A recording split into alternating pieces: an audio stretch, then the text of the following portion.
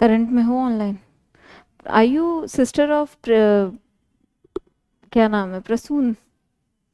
चेहरा वैसा ही लगता है ना काफी, आप लोगों को नहीं लग रहा? हम्म, कुछ कुछ।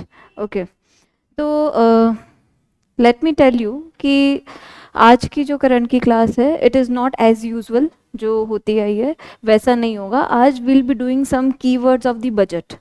ओके, क्योंकि अभी बजट आया, you all know. I have prepared the budget analysis, but will do it later on, right? You are from English medium और Hindi medium? English, Hindi. Your good name is Tanishk, Priya. Okay, तो आप लोगों को तो पता होंगे टर्म्स, है ना, इकोनॉमिक्स वाले बच्चों को। बाकी कहाँ है भाई? एनीवेज, तो करंट अफेयर्स हम नेक्स्ट क्लास में और डिस्कस करेंगे, लास्ट वीक के क्या थे, बट इन टुडेज क्लास हम थोड़ा बजट के की टर्म से फैमिलियर होते हैं, राइट? उसके बाद it would be easy for you to understand the budget analysis. Okay, all right. तो आप लोगों ने थोड़ा बहुत देखा बजट, कुछ समझ आया? आया? क्या आया बताओ? Any insights? जैसे सब अपने अपने जितने भी एक्सपर्ट्स हैं सब अपनी राय देते हैं ना, तो ओपिनियन ऑफ द एक्सपर्ट्स, आप लोग बताओ आपकी क्या राय है? How is the budget 2023? Hmm, any idea about it? Anyone please, economics students?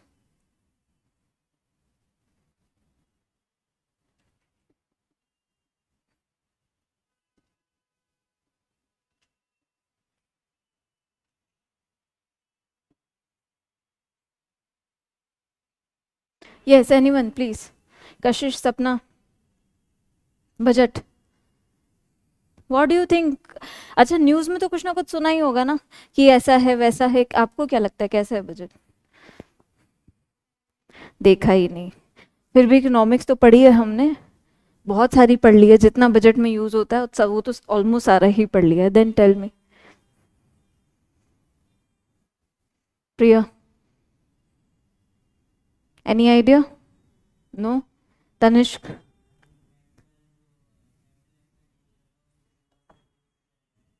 Okay, capex, yes, capital. And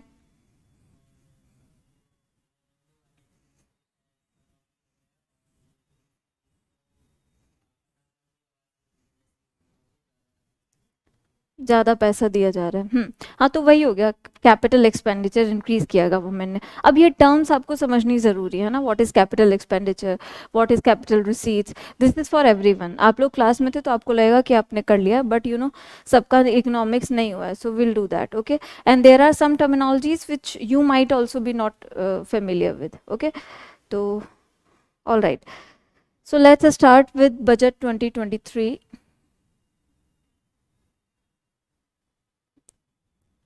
अभी लर्निंग एड मिल जाएगा आप लोगों को, आ रहा है learning aid, then it would be easier for you. सबसे पहले तो यू टेल मी कि बजट जो है कौन से आर्टिकल में मेंशन्ड है इंडियन कॉन्स्टिट्यूशन के? Which article of Indian constitution? Tell me.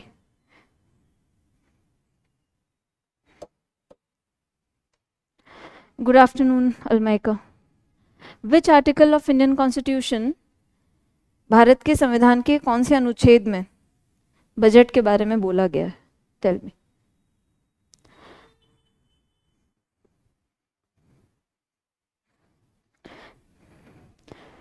क्या हुआ, आप दोनों चुप कैसे हो? बजट की क्लास में नहीं थे? Anyone please, first, which article of Indian constitution? No idea? No? Sapna? Budget पूरा चैप्टर पढ़ाया है क्लास में, उसके बाद भी आप लोगों का दिस काइंड ऑफ रिस्पॉन्सेज।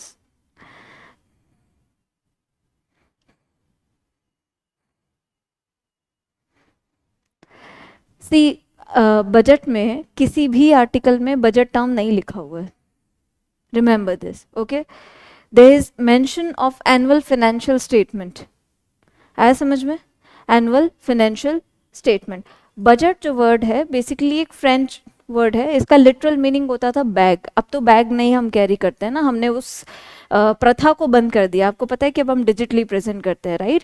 सो क्योंकि वो एक कॉलोनियल लेगेसी थी, तो उन सारी चीज़ों को हम छोड़ते हुए अपना इंडिजिनाइजेशन कर रहे हैं हर चीज़ में, राइट? सो बैग उसका लिटरल मीनिंग होता था जिस बैग में बजट लेकर आते थे finance minister, okay?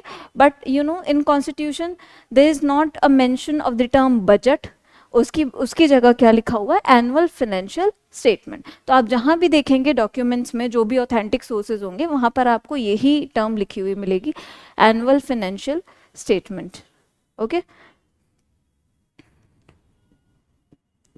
Annual financial statement.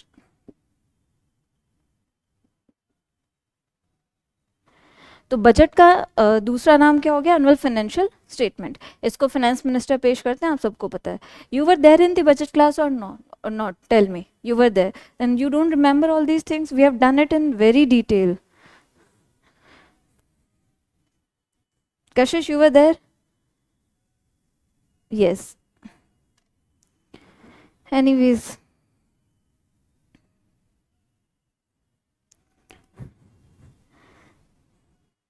All right. Annual financial statement.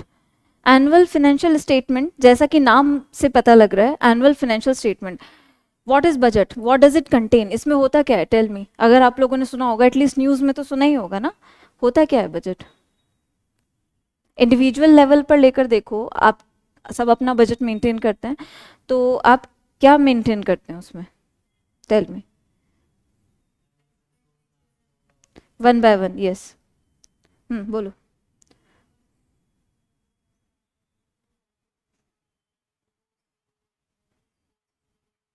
Yes, yes. तो इनकम आ रही है आपकी, यानी आपकी रिसीट्स, रिसीट्स जिनको हम बोलते हैं, जो सोर्स ऑफ इनकम है आपका, और एक्सपेंडिचर। Very good.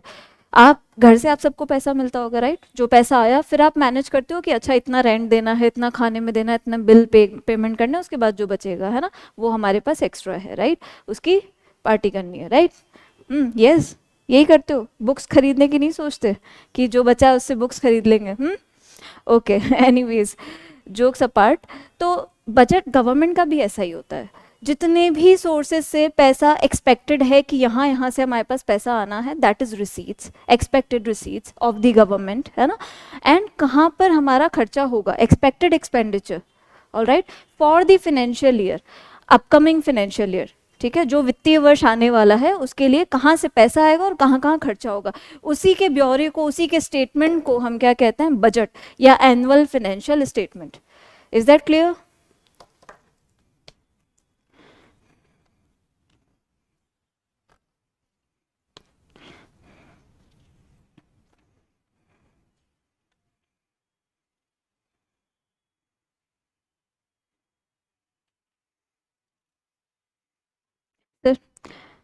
एक हिंदी का और एक इंग्लिश का, ये दो ही हैं क्या? दो ही हैं? नहीं, एक अलग से भी बोला था निकालने को। ये तो पूरा डॉक्यूमेंट है ना, इसमें से सिर्फ कीवर्ड्स वाला सेक्शन। चलो ठीक है, कोई बात नहीं। हाँ, ये रहा, सही है।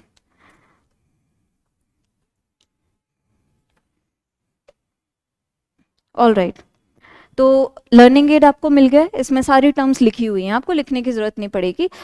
बस ध्यान से सारी टर्मिनोलॉजीज एक बार समझ लें, ठीक है? ताकि बजट जब हम आगे पढ़ेंगे, बजट एनालिसिस की क्लास जब हम लेंगे, तो आपको टर्म्स में कन्फ्यूजन नहीं होगा। Is that clear? Hindi English की कोई प्रॉब्लम हो, you can ask me. All right.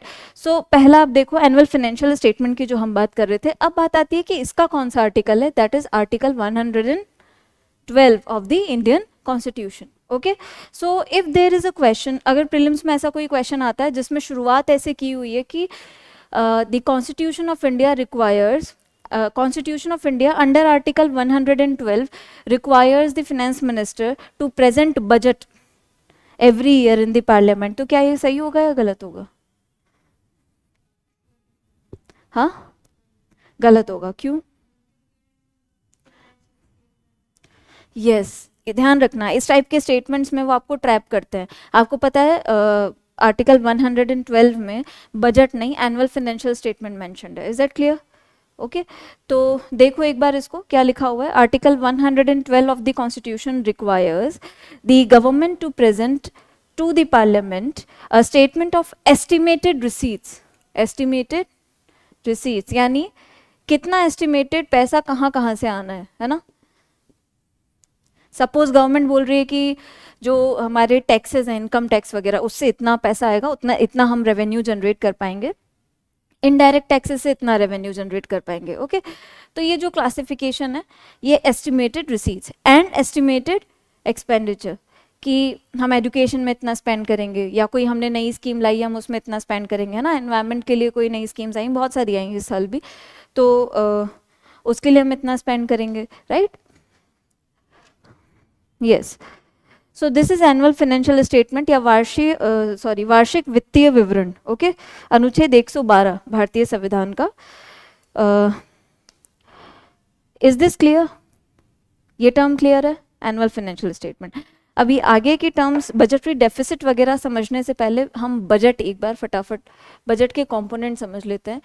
Major जो स्ट्रक्चर होता है बजट का वो चाहे इस साल आया हो या किसी भी साल आएगा.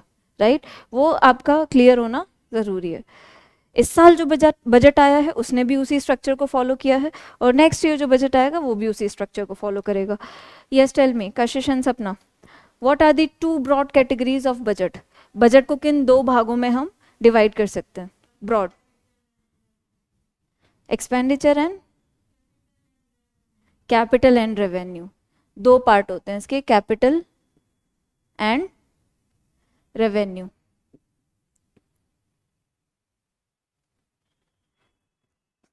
बजट को अगर हम दो ब्रॉड कैटेगरीज में डिवाइड करके देखें तो one section is capital and one section is revenue. ठीक है. अब कैपिटल और रेवेन्यू का क्लासिफिकेशन अभी आपको आएगा समझ में धीरे धीरे. इसमें हम दोनों में दोनों चीज़ें देखेंगे. बजट नाम आते ही आपके दिमाग में आता है कि खर्चा कितना होना है और पैसा कितना आना है, यानी expenditure and receipts. This is clear. तो यहाँ पर कैपिटल के सेक्शन में भी expenditure and receipts and revenue के सेक्शन में भी एक्सपेंडिचर एंड रिसीट्स.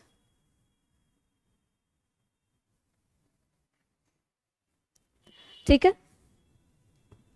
इस तरीके से ब्रॉड कंपोनेंट्स जो हम बजट के क्लासिफाई करते हैं. आपने अभी बजट जब आप पढ़ोगे और एनालिसिस देखोगे, आपने बजट स्पीच भी सुनी होगी, तो गवर्नमेंट से आपने सुना होगा कि हमारा रेवेन्यू बजट इतना है, कैपिटल बजट इतना है. तो रेवेन्यू बजट से उनका मतलब है this section, revenue expenditure and revenue receipts. अभी ये क्या होते हैं, इनमें डिफरेंस क्या होता है वो भी हम देखेंगे. एंड कैपिटल बजट से मतलब है कि कैपिटल एक्सपेंडिचर कितना और कैपिटल रिसीट्स कितनी है. Is that clear? ऑलराइट. तो बजटरी डेफिसिट्स पे हम बाद में आएंगे. कैपिटल बजट की डेफिनेशन आपको दी हुई है, देखो एक बार. Capital budget consists of capital receipts. Capital budget को हिंदी में बोलेंगे पूंजीगत बजट. ओके पूंजीगत बजट.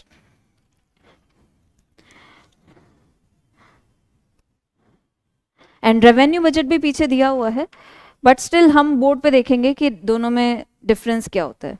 ठीक है.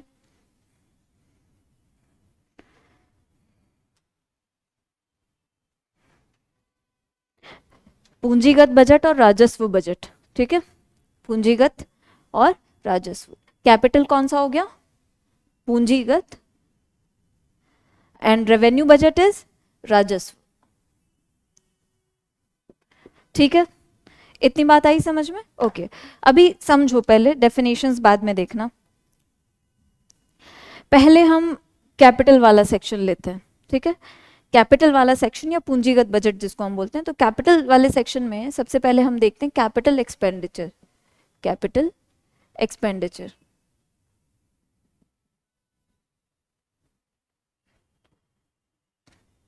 कैपिटल एक्सपेंडिचर किसको बोलेंगे? कशिश.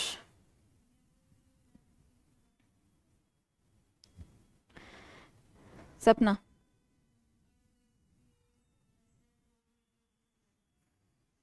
Capital expenditure. Capital expenditure by definition उस खर्चे को हम बोलते हैं जो गवर्नमेंट किसी ऐसी चीज पे करती है जिससे या तो उनकी कोई पूंजी बने, है ना, either creates asset asset create करता है, और रिड्यूसेस लाइबिलिटी। लाइबिलिटी क्या होती है? लाइबिलिटी मतलब कोई जिम्मेदारी, ठीक है। जैसे सपोज आपने किसी से लोन लिया, राइट, तो आपने लोन लिया, लोन को आपको वापस देना है, तो लोन आपकी लाइबिलिटी है, राइट। एसेट, आपके घर में कार होगी, घर होगा मतलब, है ना, घर में रहते हो तो घर तो हो गई, कार भी होगी, और भी बहुत सारे एसेट्स होंगे, AC, television and all these things, ये सब भी एसेट्स ही। एसेट वो जो आपको फर्दर इकोनॉमिक एक्टिविटी जनरेट करने के काम आए, ठीक है। तो घर में जो एसी वगैरह लगा हुआ है वो तो कंजम्पशन के पर्पज से हो गया, लेकिन एसी अगर वही आप किसी कमर्शियल पर्पज के लिए लगाते हो तो वो आपका एसेट हो जाता है या कैपिटल हो जाती है, ठीक है। All right. जैसे आपकी कार है, अब अगर कार को सिर्फ घूमने के पर्पज से यूज कर रहे हो तो इकोनॉमी के लिए वो उतना बड़ा एसेट नहीं है, राइट। लेकिन अगर उस कार से आप अपने ऑफिस जा रहे हो या बिजनेस जहाँ भी आपका वो है उसमें जा रहे हो, and you are carrying out some kind of economic activity, तो then it becomes your capital, पूंजी बन जाती है आपकी, राइट। जैसे यहाँ पर जो एसी लगे हुए हैं, they are being used for commercial purpose, right. तो कैपिटल एक्सपेंडिचर उस खर्चे को हम सरकार के कहते हैं जिससे या तो पूंजी बनती है यानी एसेट क्रिएट होता है, या फिर लायबिलिटीज कम होती हैं। Is that clear? अब आपने जब भी बजट में सुना होगा कि गवर्नमेंट कैपिटल एक्सपेंडिचर बढ़ा रही है, जैसे अभी तनिष्क ने बोला कि कैपिटल एक्सपेंडिचर बढ़ा रही है, राइट। तो कैपिटल एक्सपेंडिचर बढ़ाना ये बहुत डिजायरेबल है कि होना चाहिए ऐसा, राइट। अगर गवर्नमेंट नहीं स्पेंड करेगी, इंफ्रास्ट्रक्चर में नहीं पैसा लगाएगी, एसेट क्रिएट नहीं करेगी, तो फिर इकोनॉमिक डेवलपमेंट कैसे होगा, है ना। बेटर ट्रांसपोर्टेशन के लिए हमको बेटर रोड्स चाहिए, प्रॉपर हाईवेज, ठीक है, एक्सप्रेस वेज चाहिए, तो वो इंफ्रास्ट्रक्चर है, वो एसेट है हमारा, उससे हमारी ट्रांसपोर्ट पूरी इंडस्ट्री चल रही है, राइट। कम्युनिकेशन के लिए हमको 5G 4G नेटवर्क्स चाहिए, स्पेक्ट्रम चाहिए, राइट, सैटेलाइट्स चाहिए, कम्युनिकेशन सैटेलाइट्स, तो ये सब क्या हमारी एसेट है। गवर्नमेंट अगर इसमें खर्चा नहीं करेगी तो फिर we can not grow, right. तो इस टाइप के खर्चे को हम क्या कहते हैं? Capital expenditure. तो अब आप बजट में जब भी सुनेंगे, जब इस साल का जो बजट आया है उसको जब आप पढ़ेंगे आगे, और तो आप देखेंगे कि कैपिटल एक्सपेंडिचर गवर्नमेंट ने बहुत सारी उसमें इंक्रीज किया है सेक्टर्स में। एजुकेशन हो गया, एमएसएमईज हो गए, है ना, लघु उद्योग जिनको हम बोलते हैं, micro small and medium enterprises, right. इसके अलावा आपका टेक्नोलॉजी हो गया, आर्टिफिशियल इंटेलिजेंस, हेल्थ, एनवायरनमेंट, हर चीज़ में ऑलमोस्ट। तो इसको शॉर्ट में अगर आप न्यूज़ पेपर फॉलो करते हैं तो न्यूज़ पेपर में आपको एक टर्मिनोलॉजी दिखेगी, केपेक्स, ठीक है। शॉर्ट में वो लोग केपेक्स लिख देते हैं, इसको कैपिटल एक्सपेंडिचर, तो इसको हम कैपिटल एक्सपेंडिचर बोलते हैं। क्लियर है सबको? ठीक है। If you want to write तो you can write the definition, लिख लो। डेफिनेशन लिखना चाहते हो तो लिख सकते हो। Capital expenditure, those expenditures by the government which either create asset or reduces liabilities, which either create assets or reduces liabilities.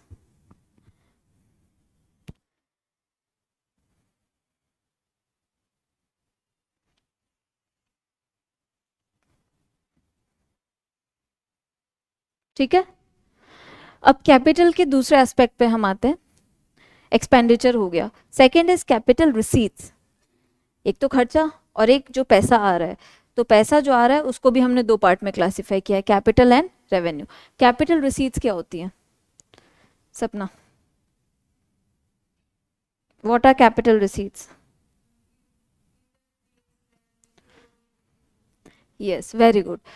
ये चारों क्लासिफिकेशन जो हैं ये प्लीज़ ध्यान रखना, डायरेक्टली आपसे प्रीलिम्स में स्टेटमेंट्स में क्वेश्चन पूछे गए हैं इनकी डेफिनेशन से, या फिर वो आपको सीधे कंपोनेंट्स दे देते हैं एग्जाम में कि ये 5-6 कंपोनेंट्स हैं, नाउ यू चूज कि इनमें से कौन सा कैपिटल रिसीट का पार्ट होगा या कैपिटल एक्सपेंडिचर का पार्ट होगा, right. So these kind of questions are there in the prelims examination, they have been asked, okay. आपके प्रीवियस ईयर्स अगर आप उठा के देखोगे तो क्वेश्चंस आए हैं। कैपिटल रिसीट्स वो रिसीट्स हो गई जिनसे मतलब वहां उन सोर्सेज से आपके पास पैसा आ रहा है जिस पैसे के अगेंस्ट में या तो आपका एसेट कम हुआ है या फिर आपकी लायबिलिटी क्रिएट हुई है। अब इसका एग्जाम्पल भी देखते हैं, है ना। कैपिटल एक्सपेंडिचर का हमने एग्जाम्पल देखा, इंफ्रास्ट्रक्चर हो गया, है ना, रोड्स, ट्रांसपोर्टेशन, एसेट्स, इन सब में जो पैसा लग रहा है, या उसको आप नॉर्मल भाषा में इन्वेस्टमेंट समझ सकते हो। इन्वेस्टमेंट क्या होता है? निवेश जब हम करते हैं तो रिटर्न में हमको प्रॉफिट मिलता है, राइट। अब हम देखते हैं कैपिटल रिसीट्स। आप सबने सुना होगा गवर्नमेंट कई बार क्या करती है कि गवर्नमेंट की जो अंडरटेकिंग्स होती हैं, पब्लिक सेक्टर कंपनीज जो होती हैं, जैसे नेम ऑफ यू, ओएनजीसी, भेल, ऑयल इंडिया लिमिटेड, है ना, तो ओएनजीसी, ये सब पब्लिक सेक्टर अंडरटेकिंग्स है ना।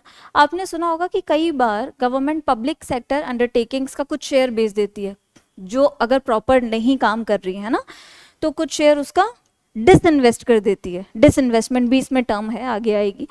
तो डिसइन्वेस्ट करना यानी सपोज उसका 20% शेयर जो है वो बेच दिया, तो अब 20% ओनरशिप थी उस कंपनी में, राइट।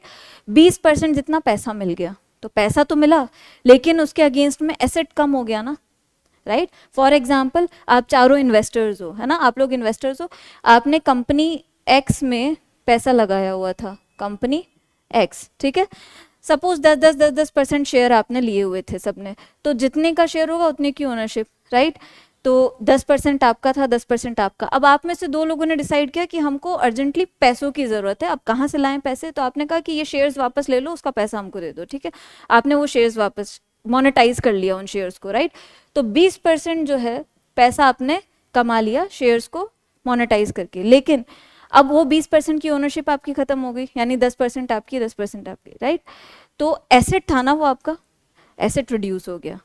इसलिए आप देखो कि डिसइन्वेस्टमेंट करके या प्राइवेटाइजेशन करके इन सारी चीज़ों से जो एसेट को रिड्यूस करके गवर्नमेंट कमा रही है उसको कैपिटल रिसीट बोलते हैं।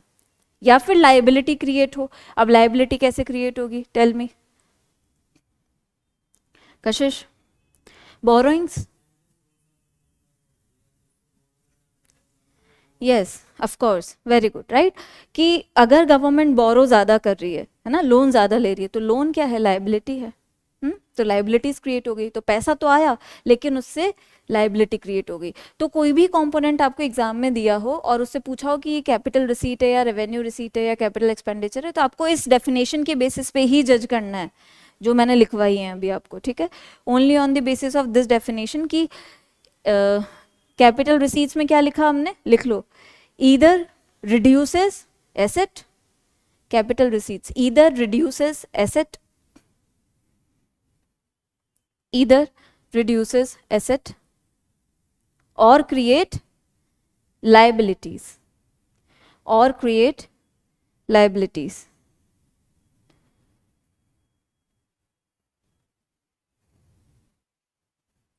ओके, आगे इतनी बात समझ में, ठीक है। तो अगर आपसे पूछते हैं कि बोरोइंग्स जो है, बोरोइंग आपको एक कंपोनेंट दिया है क्वेश्चन में यूपीएससी ने, और पूछा है कि ये कैपिटल रिसीट्स का पार्ट होगा या ये रेवेन्यू रिसीट्स का पार्ट होगा, तो आपका आंसर क्या होगा। क्यों, क्योंकि वो या तो एसेट को रिड्यूस कर रहा है या लाइबिलिटी, दोनों भी हो सकता है एक साथ, लेकिन अगर दोनों में से एक भी फीचर है तो फिर उस कैटेगरी में आएगा। Is that clear. ये हो गया कैपिटल बजट, जो टर्म आपके लर्निंग एड में भी लिखी हुई है ना, capital side of the budget. अब हम देखते हैं रेवेन्यू बजट। तो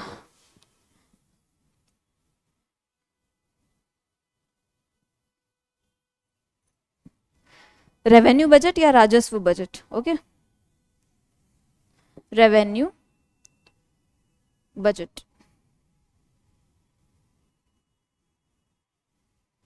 सेम रेवेन्यू साइड में भी दोनों चीजें हम देखेंगे, capital sorry revenue expenditure and revenue receipts. Expenditure and receipts दोनों साइड में होंगे, ठीक है, एक्सपेंडिचर एंड रिसीट्स। अब रेवेन्यू बजट में आप ऐसे ध्यान रख सकते हो कि रेवेन्यू चाहे एक्सपेंडिचर हो चाहे रिसीट्स हो, दोनों का स्टेटस चेंज नहीं होता, यानी दोनों मतलब एसेट और लायबिलिटीज, ओके।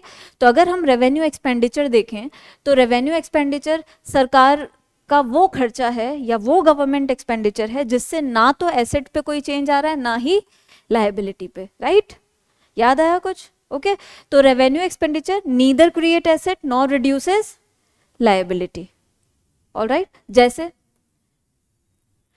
सपोज आप सब गवर्नमेंट एम्प्लॉयज हो, सरकार आपको सैलरी देती है ना, आप आईएएस बनोगे तो सैलरी मिलेगी ना, तो सैलरी आपको जो मिल रही है उससे गवर्नमेंट का कोई एसेट क्रिएट नहीं हो रहा और ना ही कोई लाइबिलिटी रिड्यूस हो रही है, ठीक है, लेकिन वो एक खर्चा तो है उनका, आप पे खर्चा कर रहे हैं, राइट। जबकि कैपिटल एक्सपेंडिचर में क्या था, उसके अगेंस्ट में कोई पूंजी बन रही थी, या फिर कोई लाइबिलिटी रिड्यूस हो रही थी। तो लिख लो इसको, डेफिनेशन लिख लो इसकी। रेवेन्यू एक्सपेंडिचर में neither create assets nor reduces liability, neither create assets nor reduces liability.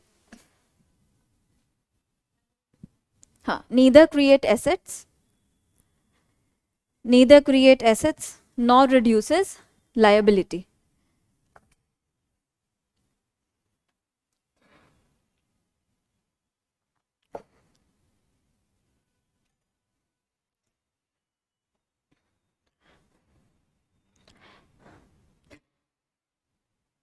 ठीक है, आ गया समझ में, कोई डाउट यहाँ तक? नहीं, ऑल राइट। अब हम देखते हैं revenue receipts. Revenue receipts best example है, again as I told you कि रेवेन्यू साइड में there will be no change on the asset and liability, है ना, इतना ध्यान रखना है। तो यहाँ पर था neither create asset nor reduces liability, इधर आ जाएगा neither create liability nor reduces asset, ठीक है, यही होगा, neither create liability nor reduces asset. लिख लो, revenue receipts neither create liability nor reduces asset. No change in asset and liability. अब इसका best example क्या हो सकता है,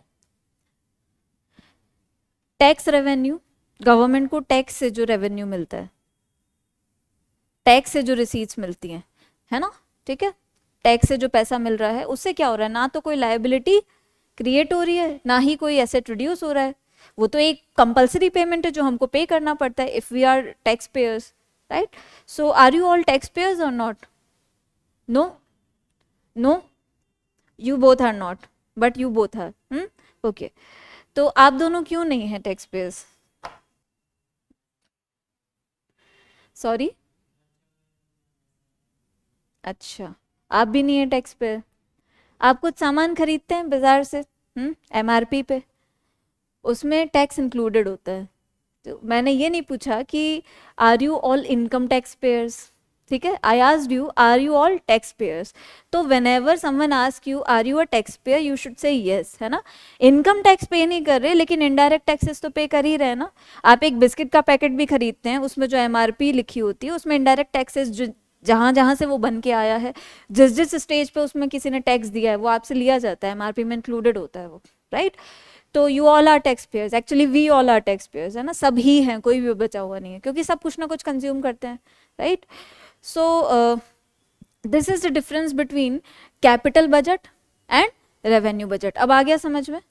तो टैक्स से जितना भी पैसा गवर्नमेंट को मिल रहा है, आपने सुना होगा कि डायरेक्ट टैक्स से पैसा ज़्यादा आ रहा है, उसमें इनडायरेक्ट टैक्सेस में भी आपने देखा होगा कि जीएसटी से कितना आ रहा है और दूसरे इनडायरेक्ट टैक्सेस से कितना, तो ये सब किस में आएगा? रेवेन्यू रिसीट्स में। Is that clear? All right. तो ये बजट का मेन स्ट्रक्चर था, है ना। I will give you one question, उसके बाद आप लोग मुझे बताना, देन हम आगे बढ़ेंगे थोड़ा। बोरोइंग्स हमने देख लिया। नाउ फॉर एग्जाम्पल आपके पास एक ऑप्शन दिया है कि अच्छा, इस साल के बजट में अगर जब हम देखेंगे और डिटेल में, तो पैसा कहाँ कहाँ से गवर्नमेंट के पास आ रहा है उसका एक पाई चार्ट जो बजट में दिया हुआ है, उस पाई चार्ट में ये शो किया है कि बजट का जो मेजर पैसा जो हमारे पास आ रहा है गवर्नमेंट के पास वो बोरोइंग्स से है ना, कल भी हमने देखा था, ठीक है। तो बोरोइंग्स एक बहुत इंपॉर्टेंट पार्ट है, बोरोइंग पैसे लेना। अब बोरो गवर्नमेंट कहाँ कहाँ से करती है? आईएमएफ, वर्ल्ड बैंक, ये तो इंटरनेशनल सोर्सेज हो गए, तो इंटरनेशनल बोरोइंग्स हो गई। होम यानी डोमेस्टिक कंट्री से भी हम बोरो करते हैं, आरबीआई से। आरबीआई से बोरो करने का क्या तरीका है कि और नोट छपवा दो, लेकिन उससे बहुत ज़्यादा महंगाई होती है, इन्फ्लेशन होता है, ठीक है। वो that should be the last option, अगर कोई और ऑप्शन नहीं काम आ रहा है वो फर्स्ट नहीं होना चाहिए, वो बहुत बहुत ज़्यादा। और इस पे क्वेश्चन पूछा हुआ यूपीएससी ने प्रीलिम्स में कि आपको 4 ऑप्शंस दिए थे, उन्होंने बोला था कि इनमें से कौन सा जो होगा बोरो करने का तरीका will be the most inflationary in its effect, है ना। तो याद रखना हमेशा सबसे ज़्यादा इन्फ्लेशनरी क्या होगा अगर आप नई नोट्स प्रिंट करते हो इकोनॉमी में, तो ठीक है, मनी सप्लाई उससे काफ़ी बढ़ जाएगी और फिर मनी सप्लाई बढ़ने से महंगाई काफ़ी हो जाएगी, राइट। तो वो हमको लास्ट ऑप्शन रखना है। उसके अलावा मार्केट से भी बोरो करती है government, that can be a way in between, है ना। मार्केट से कैसे बोरो करती है? हाँ, मार्केट से बोरो करने के तरीके होते हैं government securities, right, government bonds, T bills आपने सुने होंगे, ट्रेजरी बिल्स। अब ये गवर्नमेंट सिक्योरिटीज जितनी होती हैं इनको ट्रेड कौन करता है, इनका सेल एंड परचेज कौन करता है on the behalf of the government? कौन करता है? आरबीआई, सेंट्रल बैंक, ठीक है। तो आरबीआई गवर्नमेंट के बिहाफ पे सेल एंड परचेज करता है, तो इनसे भी गवर्नमेंट बोरो कर सकती है मार्केट से। ये बोरोइंग करने के तरीके होते हैं, है ना। लेकिन बोरोइंग ज़्यादा ना हो तो ही बेटर है, क्योंकि इन सब के अपने अपने इम्प्लीकेशंस होते हैं। तो आप देखोगे कि गवर्नमेंट जब भी बजट पेश किया जाता है तो गवर्नमेंट का ये टारगेट रहता है कि हम कम से कम बोरोइंग शो करें, क्योंकि अगर ज़्यादा बोरोइंग दिखा दी तो उससे क्या होगा कि इकोनॉमी की क्रेडिबिलिटी पे क्वेश्चन उठता है कि आपका जीडीपी तो इतना है, जीडीपी का इतना % बोरोइंग ही है आपका, राइट। तो अगर आपका लोन अमाउंट ज़्यादा है आउटस्टैंडिंग, तो फिर आगे बोरोइंग में प्रॉब्लम होगी, राइट। और बोरोइंग की ज़रूरत क्यों पड़ रही है? क्योंकि हमारा फिस्कल पॉलिसी में फिस्कल कंसोलिडेशन का जो एम है वो अभी तक हम अचीव नहीं कर पाए। ये सारी टर्म्स बजट की ही हैं, अभी धीरे धीरे क्लियर हो जाएंगी, राइट। तो जब अभी कैपिटल और रेवेन्यू बजट क्लियर है, एनी डाउट्स? नो। अब हम देखते हैं, क्योंकि हम टैक्सेस की बात कर रहे थे कि रेवेन्यू रिसीट्स में टैक्सेस भी होते हैं, तो आप देखो लर्निंग एड में भी मैंने आपको दिया direct tax and indirect tax, है ना। तो दो टाइप के टैक्सेस होते हैं। आप देखोगे बजट में जो इनकम टैक्स के स्लैब्स आपको दिए गए हैं, जो नया रिजीम आया है, राइट, जिसमें नए स्लैब्स बनाए हैं 0 से 3 5% एंड देन 6 to 9 10% ऐसे कुछ। तो ये जो नए स्लैब्स हैं ये इनकम टैक्स के स्लैब्स हैं, ठीक है। तो इनकम टैक्स को समझने के लिए पहले हम समझते हैं डायरेक्ट टैक्स क्या होता है, राइट। नए स्लैब्स भी हम देखेंगे। आप लोगों ने इतना सुन लिया होगा न्यूज़ में कि 7 लाख तक की जो इनकम है वो टैक्स एग्जम्प्ट है ना, कि उस पर आपको टैक्स नहीं देना पड़ेगा। अब उसमें भी अलग अलग तरीके से होता है। देखो टैक्सेशन कैलकुलेट करना आसान नहीं है, राइट। आपको ये लगता है कि 7 लाख तक डायरेक्ट टैक्स एग्जम्पशन है, डायरेक्ट टैक्स एग्जम्पशन नहीं होता है। इसमें आपको स्टैंडर्ड डिडक्शन वगैरह मिलता है कि जैसे अगर सपोज 7.5 लाख तक की इनकम है तो 7, ठीक है, 7 तक तो टैक्स एग्जम्प्ट ही कर रखा है कि आपको नहीं देना पड़ेगा। अब उसके बाद क्या है, सपोज किसी की 7.5 है, तो 50,000 गवर्नमेंट ने स्टैंडर्ड डिडक्शन दिया है टैक्सेशन में, मतलब जो भी सैलरीड एम्प्लॉयज हैं वो 50,000 में और क्लेम कर सकते हैं टैक्स डिडक्शन। तो 7.5 अगर आपकी है तो आपने 50,000 का जो अमाउंट है उसमें स्टैंडर्ड डिडक्शन क्लेम कर लिया, तो आपकी नेट टैक्सेबल इनकम 0 हो गई, ठीक है। तो इस तरीके से होता है, वो हम देखेंगे और डिटेल में, पहले बेसिक टर्म समझ लेते हैं, right. So what is direct tax? Tell me what is direct tax? Direct tax,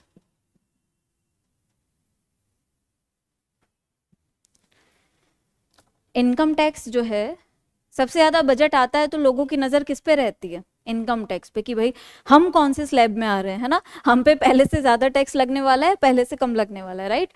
तो जनरली पब्लिक को उसी से मतलब होता है।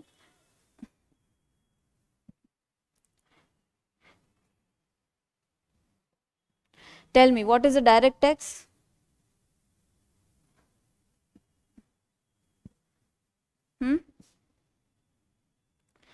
डायरेक्ट टैक्स आप लोगों को नहीं याद है?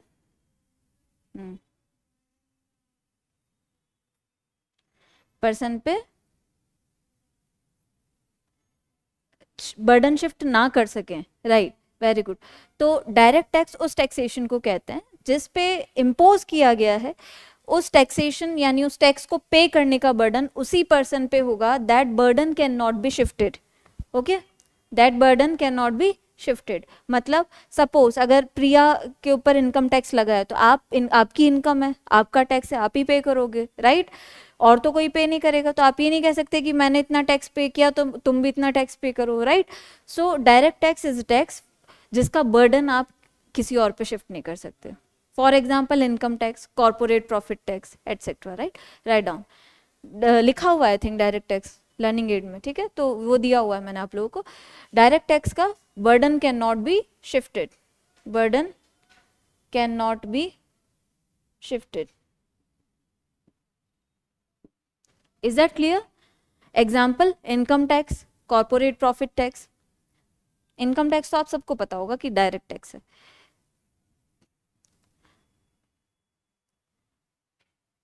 ठीक, कोई दिक्कत नहीं। अब यहीं पर चलो पहले इनडायरेक्ट टैक्स देख लेते हैं, उसके बाद हम प्रोग्रेसिव और रिग्रेसिव देखेंगे ना। ये सारी टर्मिनोलॉजीज आपके बजट में भी दी हुई हैं। तो डायरेक्ट टैक्स ये है। इनडायरेक्ट टैक्स क्या होता है? हम्म, व्हाट इज इनडायरेक्ट टैक्स?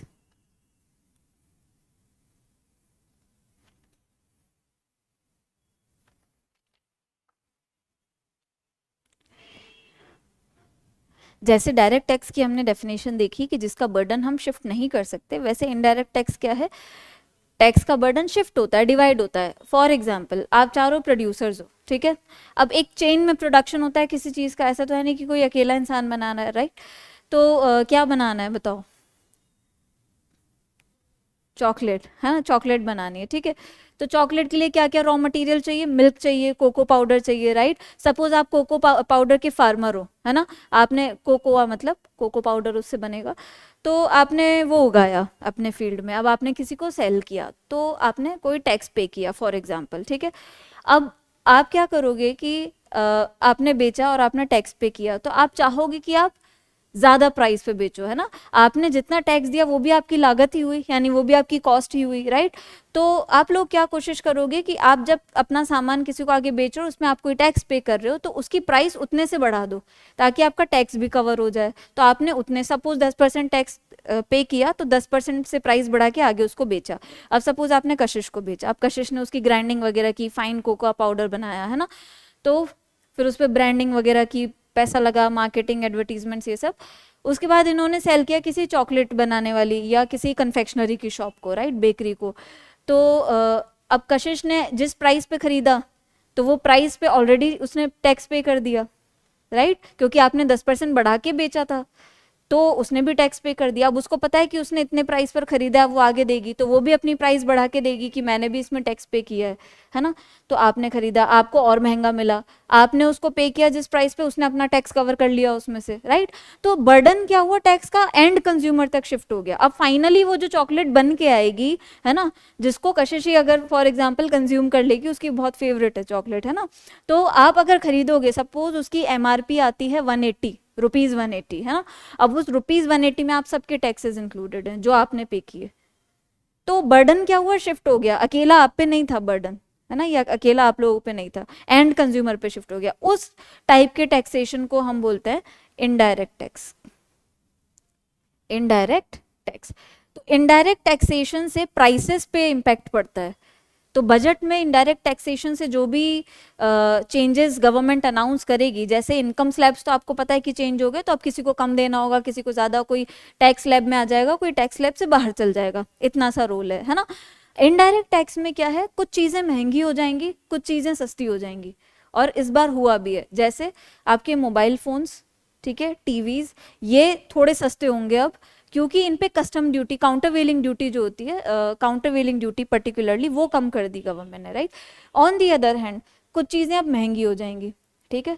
तो वो इनडायरेक्ट टैक्सेस के कुछ कंपोनेंट्स हैं जिन पे काउंटर वेलिंग ड्यूटी कम की गई है।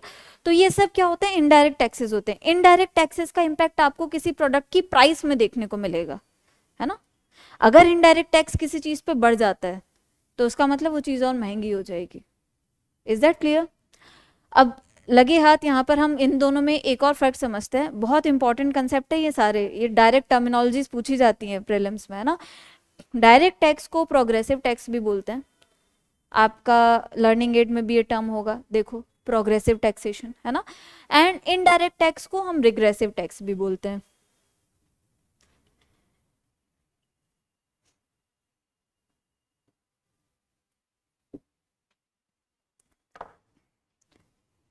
डायरेक्ट टैक्स प्रोग्रेसिव इफेक्ट होता है इसका, या प्रोग्रेसिव टैक्स भी बोल सकते हैं, प्रोग्रेसिव इफेक्ट। और आपका जो इनडायरेक्ट टैक्स होता है, उसका रिग्रेसिव इफेक्ट होता है। रिग्रेसिव टैक्स बोल सकते हैं, रिग्रेसिव इफेक्ट।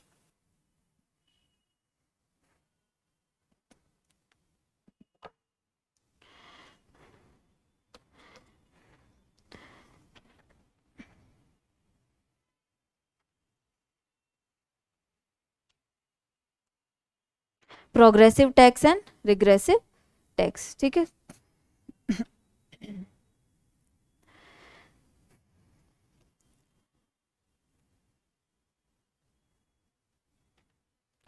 प्रोग्रेसिव टैक्स किसको बोलेंगे? कशिश, सपना।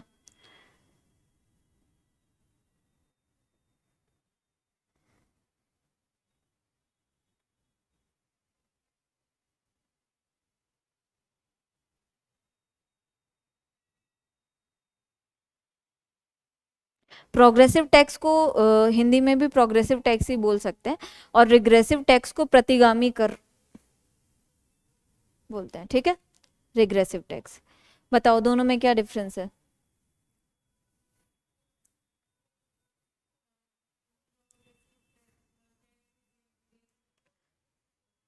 Taxes, yes. See, progressive tax जो होता है, प्रोग्रेसिव टैक्स का एम होता है वेल्थ को रीडिस्ट्रीब्यूट करना, ठीक है। तो इसको आप ऐसे समझ सकते हो कि जिसके पास ज़्यादा इनकम है उसको ज़्यादा टैक्स करें, है ना। क्योंकि अगर इसका उल्टा करोगे तो ये तो फिर टैक्सेशन का मतलब ही नहीं रहा ना कुछ। टैक्सेशन हम क्यों कर रहे हैं? ताकि अगर आप ज़्यादा कमा रहे हो तो आप देश की तरक्की में भी कंट्रीब्यूट करो, राइट। तो जितनी ज़्यादा इनकम उतना ज़्यादा टैक्स, है ना, प्रोग्रेसिव टैक्सेशन। प्रोग्रेसिव इसलिए कह रहे हैं क्योंकि इसका बर्डन जो है वो किस पे आ रहा है? हायर इनकम ग्रुप्स पे, लोअर इनकम ग्रुप्स पे नहीं आ रहा। ये क्लियर है? तो डायरेक्ट टैक्सेशन जो होता है प्रोग्रेसिव होता है कि आप जितने ज़्यादा इनकम वाले स्लैब में होंगे उतना ज़्यादा परसेंट आपको आपके ऊपर इनकम टैक्स रेट लगेगा। Is it clear? उसके अलावा दूसरा होता है प्रतिगामी कर या रिग्रेसिव टैक्स। अब रिग्रेसिव टैक्स क्या होता है कि इनडायरेक्ट टैक्सेशन जो होता है उसके इम्पैक्ट को हम रिग्रेसिव इम्पैक्ट बोलते हैं। क्योंकि इंडिया जैसी कंट्री में अगर आप देखो कि मैन्युफैक्चरर्स भी पे कर रहे हैं उसको, राइट, लेकिन असली इम्पैक्ट उसका किस पे आ रहा है? जो लो इनकम ग्रुप्स हैं। काफ़ी बड़ा सेक्शन, यस, काफ़ी बड़ा सेक्शन सोसाइटी का अभी भी ऐसा है जो बेसिक एम्यूनिटीज़ अफोर्ड नहीं कर पाते हैं, राइट। तो चीज़ें अगर महंगी हो जाएंगी इनडायरेक्ट टैक्स बढ़ने की वजह से, कंज्यूम जो हम कंज्यूम करते हैं, तो उसका इम्पैक्ट नेगेटिव पड़ेगा। किस पर पड़ेगा? जिसका बजट कम है, भले ही वो किसी और ने पे किया हो और भले ही गवर्नमेंट को उससे ज़्यादा टैक्स मिल रहा हो, है ना। इसमें ऐसा तो नहीं कि हायर इनकम ग्रुप पे ही इम्पैक्ट पड़ेगा, नहीं, बल्कि हो सकता है कि हायर इनकम ग्रुप को कम देना पड़े, जिसको हम इन्वर्टेड ड्यूटी स्ट्रक्चर कहते हैं, जीएसटी का। जीएसटी भी एक इनडायरेक्ट टैक्सेशन है, राइट। इनडायरेक्ट टैक्स में रेवोल्यूशन है जीएसटी, आप सबको पता है। बहुत सारे इनडायरेक्ट टैक्सेस को जीएसटी ने रिप्लेस कर दिया है ना। तो जीएसटी का एक पिक्यूलियर फीचर है जिसको बोलते हैं इन्वर्टेड ड्यूटी स्ट्रक्चर। ये हमने क्लास में किया था, है ना।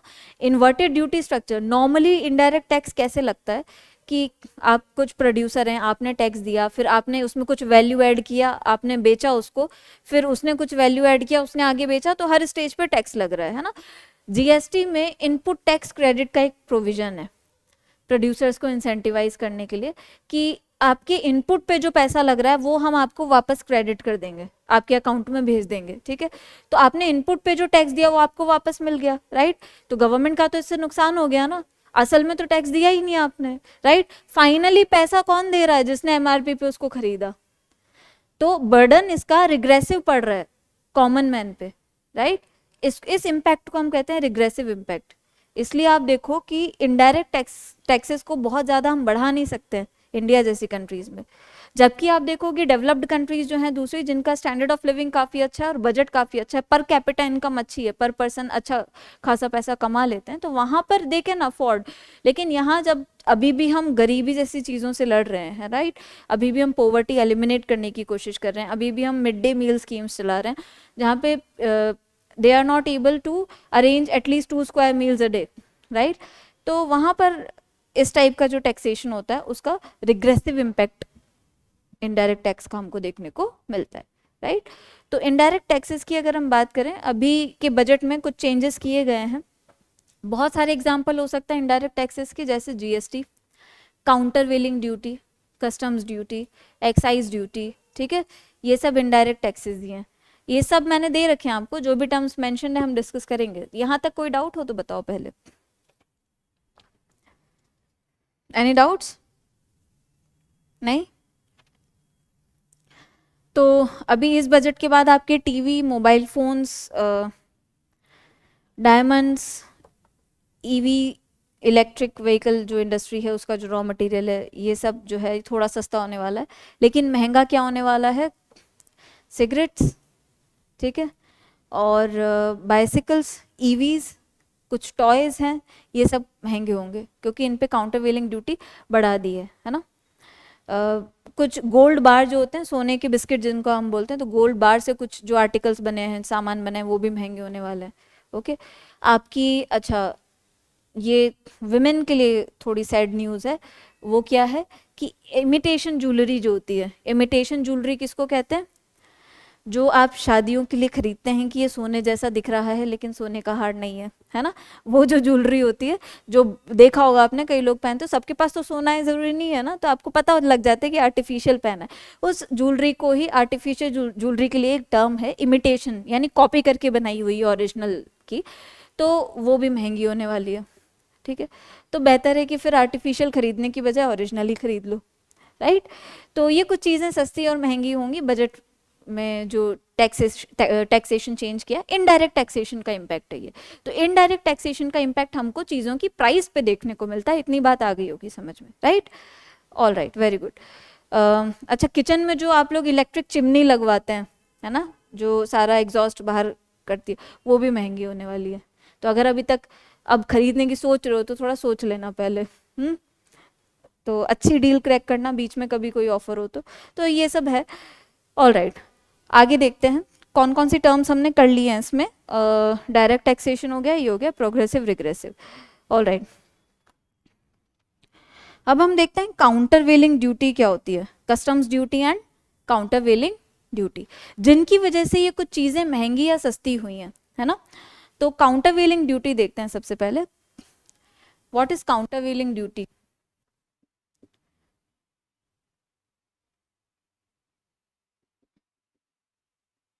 काउंटर वेलिंग ड्यूटी, CADB शॉर्ट में लिखते हैं इसको। Tell me Kashish and Sapna, countervailing duty.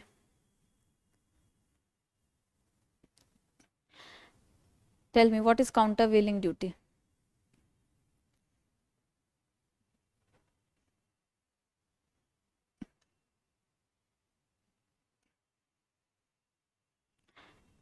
Hmm, आपके नोट्स में दी हुई है, एक बार पढ़ो फिर याद आ जाएगा, बताओ।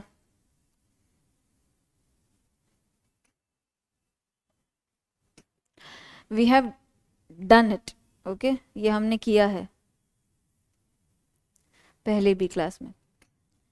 समझ लो काउंटर वेलिंग ड्यूटीज क्या होती हैं। काउंटर वेलिंग ड्यूटी का भी आपकी इकोनॉमी में गुड्स एंड सर्विसेज की प्राइस पे या इन्फ्लेशन पे काफ़ी बड़ा इम्पैक्ट होता है। अब वो कैसे होता है कि आपको पता है कि हर कंट्री अपने कुछ प्रोड्यूसर्स को या फार्मर्स को, कुछ सेक्शन जो उनको लगता है कि पिछड़ा हुआ है अभी, उनको हमको आगे लेकर जाना है और या मार्केट में कॉम्पिटिटिव बनाना है, तो उनको सब्सिडीज देते हैं, राइट।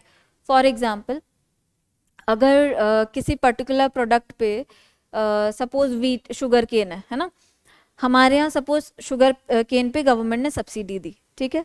अभी क्या हुआ कि अगर हम उसको एक्सपोर्ट करेंगे तो हम कम प्राइस पे कर पाएंगे क्योंकि सब्सिडी मिली थी, तो हमारी कॉस्ट कम हुई उसको प्रोड्यूस करने में, है ना। अब हम उसको कम प्राइस पे किसी दूसरी कंट्री के मार्केट में ले जा रहे हैं, कम प्राइस पे, तो क्या होगा, उस कंट्री में जो प्रिवेलिंग प्राइसेस है उससे कम में अगर हम बेचेंगे तो हम उनका मार्केट डिस्ट्रॉय कर देंगे। क्यों? क्योंकि नॉर्मल कंज्यूमर बिहेवियर क्या कहता है कि आपको अगर कोई चीज़ सस्ती मिलेगी तो आप उसी के लिए जाओगे ना। जैसे चाइनीज़ माल, आप क्यों खरीदते हैं इतना चाइनीज़ माल? क्योंकि सस्ता मिलता है, राइट, चाइनीज़ प्रोडक्ट्स। तो काउंटर वेलिंग ड्यूटी उस सब्सिडी, जब हम इंपोर्ट करते हैं तो इंपोर्ट करते टाइम सब्सिडी का जो इम्पैक्ट होता है प्राइसेस पे, उसको हटाने के लिए इम्पोज की जाती है, ठीक है। अब उससे इम्पैक्ट क्या पड़ता है? सपोज कोई प्रोडक्ट है जो इंडिया इंपोर्ट कर रहा है, वो सब्सिडाइज्ड है, यानी जिस कंट्री से आ रहा है उसके प्रोडक्शन पे उस पर सब्सिडी मिली हुई थी, तो आपको पता है कि चीपर रेट पर आएगा, है ना। लेकिन हमारे यहाँ मार्केट में उसकी प्राइसेस अलग हैं।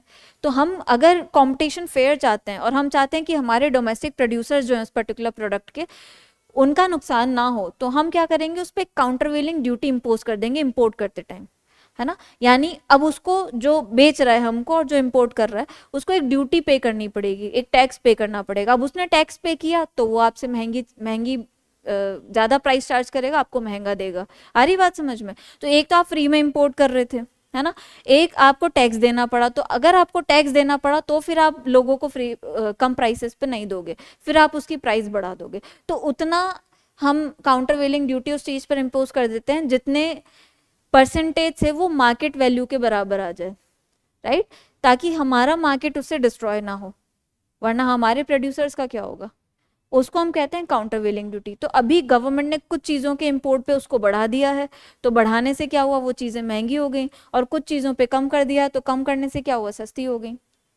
आ गया समझ में। ये बजट में इनडायरेक्ट टैक्सेशन में जो चेंजेस किए गए हैं, जो मैंने अभी आपको बताए थे कि ये महंगा हो रहा है, सस्ता, ये सब काउंटर वेलिंग ड्यूटी की वजह से। रिपीट करना है, किसी कंट्री के प्रोडक्ट को जब आप इंपोर्ट करते हो तो उसको बनाने में अगर उस कंट्री की गवर्नमेंट ने सब्सिडीज दी होती हैं, सब्सिडी से क्या होता है, उस चीज़ की प्राइस कम हो जाती है। जैसे गवर्नमेंट सिलेंडर पे सब्सिडी देती है क्योंकि बीपीएल कैटेगरी के लोग अफोर्ड नहीं कर पाते, राइट, तो आपको जिस प्राइस पे मिलता है उससे कम में दिया जाता है उनको, ये हुआ सब्सिडी का मतलब। अब वही प्रोडक्ट जो आप इंपोर्ट कर रहे हो, यहाँ जिस प्राइस पे मिल रहा है उससे कम प्राइस पे आएगा, ठीक है। आप सब कंज्यूमर हो सपोज, ठीक है, आप मार्केट जाते हो खरीदने, दो चीजें हैं ऑलमोस्ट सेम क्वालिटी की, एक आपको 100 रुपए में मिल रही है और एक 80 में, तो आप 80 वाली खरीदोगे ना, right, normal consumer behaviour, price कम तो क्वांटिटी ज्यादा, डिमांड ज्यादा, ठीक है। वैसे ही क्या होता है कि फिर सारी जो कंज्यूमर्स है वो शिफ्ट हो जाएंगे उसके प्रोडक्ट की तरफ, वही चीज हमारे यहाँ भी बनी होगी, ठीक है। तो हमारे प्रोड्यूसर्स का नुकसान हो जाएगा, कंपटीशन फेयर नहीं रहेगा। उस चीज से बचाने के लिए गवर्नमेंट उस चीज के इंपोर्ट पे टैक्स लगा देती है, और उस टैक्स को हम कहते हैं काउंटर वेलिंग ड्यूटी। अब टैक्स लगाने से क्या हुआ, टैक्स लगाने से किसी गुड की प्राइस जो है वो इंक्रीज हो जाती है, क्योंकि जो टैक्स देगा वो आपसे उसका चार्ज करेगा, तो वो ज्यादा प्राइस पे आपको बेचेगा। अब क्या हुआ कि वो मार्केट के बराबर आ गई। इस तरीके से गवर्नमेंट जो है वो अपने प्रोड्यूसर्स को प्रोटेक्ट करती है, राइट, उसको हम कहते हैं काउंटर वेलिंग ड्यूटी। अब दूसरी टर्म यहाँ पर आपके पास आती है कस्टम ड्यूटी। कस्टम ड्यूटी मतलब सिंपल इंपोर्ट पे जो टैक्स लग रहा है वो उसको हम कस्टम ड्यूटी कहते हैं, राइट। तो बजट में आपको ये टर्म्स देखने को मिलेंगी, कस्टम ड्यूटीज, इंपोर्ट पे जो टैक्स लग रहा है, और काउंटर वेलिंग ड्यूटी इंपोर्ट उन चीज़ों का जिन पे सब्सिडी दी गई है दूसरी कंट्री के द्वारा, पर्टिकुलरली उस पे उसके सब्सिडी के नेगेटिव इम्पैक्ट को निगेट करने के लिए जो लगाया जा रहा है उसको हम काउंटर वेलिंग ड्यूटी कह रहे हैं। Is that clear? Any doubts? No? All right. अब दो चीजें और आती हैं यहाँ पर, एक आता है सरचार्ज और एक सेस, ठीक है। सरचार्ज और सेस क्या है, tell me, what is the difference between surcharge and cess? Government ने अभी इस बजट में सरचार्ज को भी कम किया है काफ़ी, ठीक है, और सेस क्या होता है और दोनों में डिफरेंस क्या होता है, टेल मी।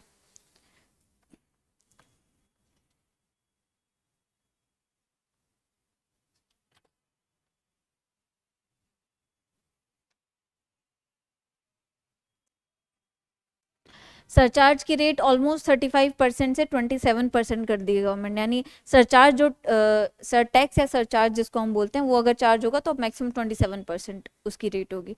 ये भी बजट में किया है। तो आपको पता है कि यूपीएससी के लिए, आपके लिए ये फैक्ट ज़रूरी नहीं है इतना, जितना ये जानना ज़रूरी है कि सरचार्ज क्या होता है ना।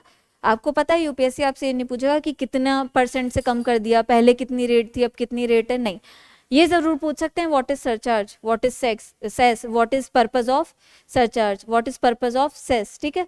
Now tell me the difference between the two, cess and surcharge. Surcharge is also known as surtax, ठीक है। Both are a kind of taxes but there is a difference between them, tell मी।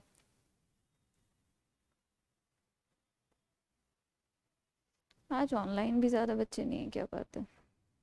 हाँ, anyone? एक तो income tax होता है, right. अब क्या होता है कि इनकम टैक्स का मैंने आपको बताया प्रोग्रेसिव इफेक्ट है ना, पर्पस क्या है, रीडिस्ट्रीब्यूशन ऑफ वेल्थ, राइट। वैसे ही किसी, you were there in the class I think, है ना, आप लोगों को ध्यान नहीं, इकोनॉमिक्स में हमने इतनी बार किया सरचार्ज और सर टैक्स और सेस, ठीक है। हायर इनकम ग्रुप्स जो होते हैं, गवर्नमेंट क्या करती है उनसे, इनकम टैक्स ऑन टैक्स इसको आप बोल सकते हो, कि जैसे आपका कुछ परसेंटेज इनकम टैक्स है ना, अब उस परसेंटेज पे भी आपको इतना परसेंट जो है वो सरचार्ज देना है, उसको बोलते हैं सरचार्ज। हायर इनकम ग्रुप के लोगों से ही चार्ज किया जाता है। इसका पर्पस क्या है कि जिसके पास ज़्यादा है उससे हम थोड़ा ज़्यादा चार्ज कर सकते हैं और उसको हम वेलफेयर पॉलिसीज़ के लिए यूज़ करेंगे, क्योंकि जिनके पास कम है उनसे तो हम नहीं ले सकते ना, राइट। तो सर चार्ज, सर टैक्स क्यों बोल रहे हैं इसको, टैक्स ऑन टैक्स, एक टैक्स के ऊपर टैक्स। तो अगर आप बहुत एकदम हायर इनकम ग्रुप में आते हो, है ना, जो लार्जेस्ट शेयर है टैक्स पेयर्स का, तो आपका जो इनकम टैक्स है उस टैक्स के ऊपर भी एक टैक्स लगता है कई बार, उसको हम कहते हैं सर टैक्स या surcharge, tax on tax. Is that clear? तो उसका भी पर्पस क्या होता है, रीडिस्ट्रीब्यूशन ऑफ वेल्थ। लेकिन सरचार्ज और सेस में क्या फर्क होता है? सेस जो होता है आपका, ये किसी से भी चार्ज किया जा सकता है, ठीक है, ये कोई जरूरी नहीं कि हायर इनकम ग्रुप हो। सेस किसी पर्टिकुलर पर्पस के लिए चार्ज होता है, ये डिफरेंस है, ठीक है। सर टैक्स का या सरचार्ज का ज़रूरी नहीं है कि कोई पर्टिकुलर पर्पस के लिए ही यूज़ हो, वो बस आपने टैक्स चार्ज किया, आपने कलेक्ट किया, आप उसको किसी भी पर्पस के लिए यूज़ कर सकते हो। सेस वो टैक्स होता है या वो सरचार्ज जिसको किसी पर्टिकुलर पर्पस के लिए ही यूज़ करना हो, जैसे गवर्नमेंट ने कोई मिशन चलाया, स्वच्छ भारत मिशन, ठीक है, या क्लीन इंडिया मिशन, है ना, एनी सच स्कीम्स। अब उसके लिए फंड रेज करना है, राइट। तो फंड रेज करने के लिए पैसा कहाँ से आएगा, स्वच्छ भारत सेस लगा दिया, है ना। तो पर्टिकुलर पर्पसेस के लिए जो टैक्स लगाया जाता है, उसी पर्पस के लिए उसको यूज करना होता है, उसको क्या कहते हैं, सेस, राइट। आ गया समझ में? ओके, ये भी दिया हुआ है आपको लर्निंग एड में। देन सेस हो गया हमारा, सरचार्ज हो गया।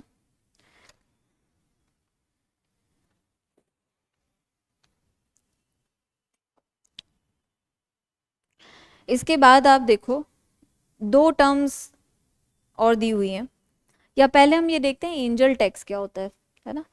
बताओ क्या होता है एंजल टैक्स?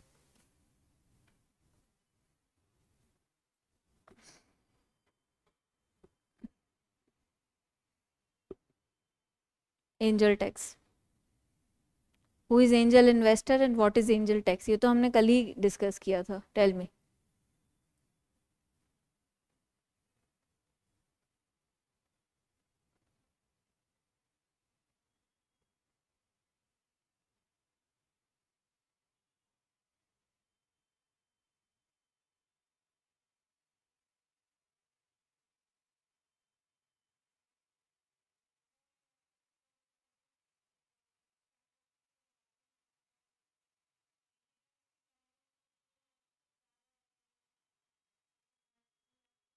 यस, स्टार्टअप्स जो होते हैं ना, नए नए स्टार्टअप्स खुलते हैं। अब स्टार्टअप क्या होती है, अनलिस्टेड कंपनीज होती है। अनलिस्टेड मतलब क्योंकि वो स्टार्टअप है तो कोई चांस ही नहीं है कि वो बॉम्बे स्टॉक एक्सचेंज में या एनएससी में लिस्टेड होगा, है ना, उनके लिए बहुत बड़ा टर्नओवर चाहिए, राइट। तो अनलिस्टेड कंपनीज में या स्टार्टअप्स में अब शुरू करते हैं, अब आप कोई बिजनेस या स्टार्टअप, तो उसके लिए आपको पैसा चाहिए होता है, राइट। अब पैसा इन्वेस्ट करने के लिए क्रेडिबिलिटी चाहिए, अभी आपके पास है नहीं क्योंकि आपने शुरू ही किया। हो सकता है आपका स्टार्टअप चले और हो सकता है स्टार्टअप ना चले, दोनों चांसेस हैं, दोनों प्रोबेबिलिटीज हैं। तो ऐसे टाइम पे आपको अगर कोई इन्वेस्टर मिल जाता है जो पैसा लगाता है, तो वो आपके लिए किसी एंजल से कम नहीं है, राइट। तो ये जो टर्म होती है एंजल इन्वेस्टर, वो जो स्टार्टअप की मार्केट जितनी भी सेल्स हुई हैं उससे, उसकी वैल्यू से ज़्यादा अगर आपको पैसा दे रहा है तो उसको एंजल इन्वेस्टमेंट बोलते हैं, और फिर उस पर गवर्नमेंट टैक्स लगाती है जिसको एंजल टैक्स बोलते हैं। Is that clear?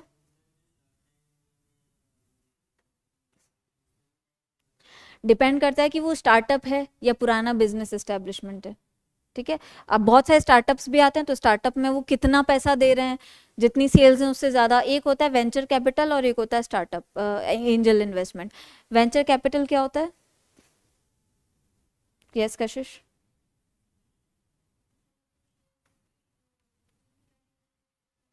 हाँ, उसे ज़्यादा नहीं देते हैं ना, तो डिपेंड्स कि कितना दिया है। अगर वो एंजल इन्वेस्टमेंट में आएगा तो फिर टैक्स देना पड़ेगा। Okay, is that clear? अभी इस साल के बजट में गवर्नमेंट ने एक और प्रोविजन इसमें ऐड किया है कि जो फॉरेनर्स हैं, फॉरेनर्स अगर इंडियन स्टार्टअप्स में पैसा लगा रहे हैं, ठीक है, अगर आपके स्टार्टअप्स का जो शेयर की वैल्यू है उससे ज़्यादा में आपने उनको बेचा अपना कोई शेयर, तो उस पर जो प्रीमियम अर्न होगा, जो पैसा अर्न होगा, उस पर टैक्स लगेगा, ठीक है, ये भी है इस साल। तो एंजल टैक्स से रिलेटेड प्रोविजंस भी हैं, तो ये टर्म भी आपके लिए इंपॉर्टेंट हो जाता है, right. Then we have corporate profit tax.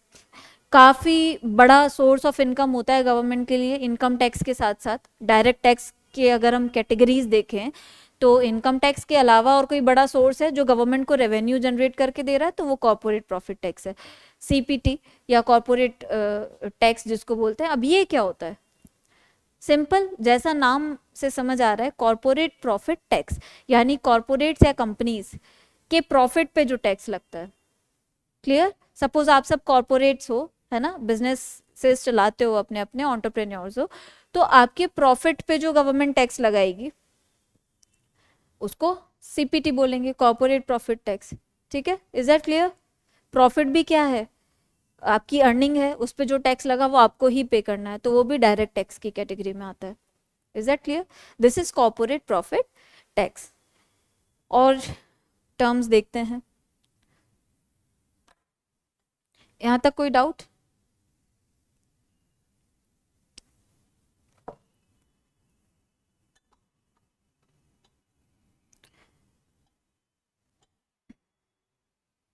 Okay, progressive tax हमने देख लिया, रिग्रेसिव टैक्स हमने देख लिया। ठीक है, अब हम कुछ फिस्कल पैरामीटर्स से जुड़ी टर्मिनोलॉजीज देखते हैं ना,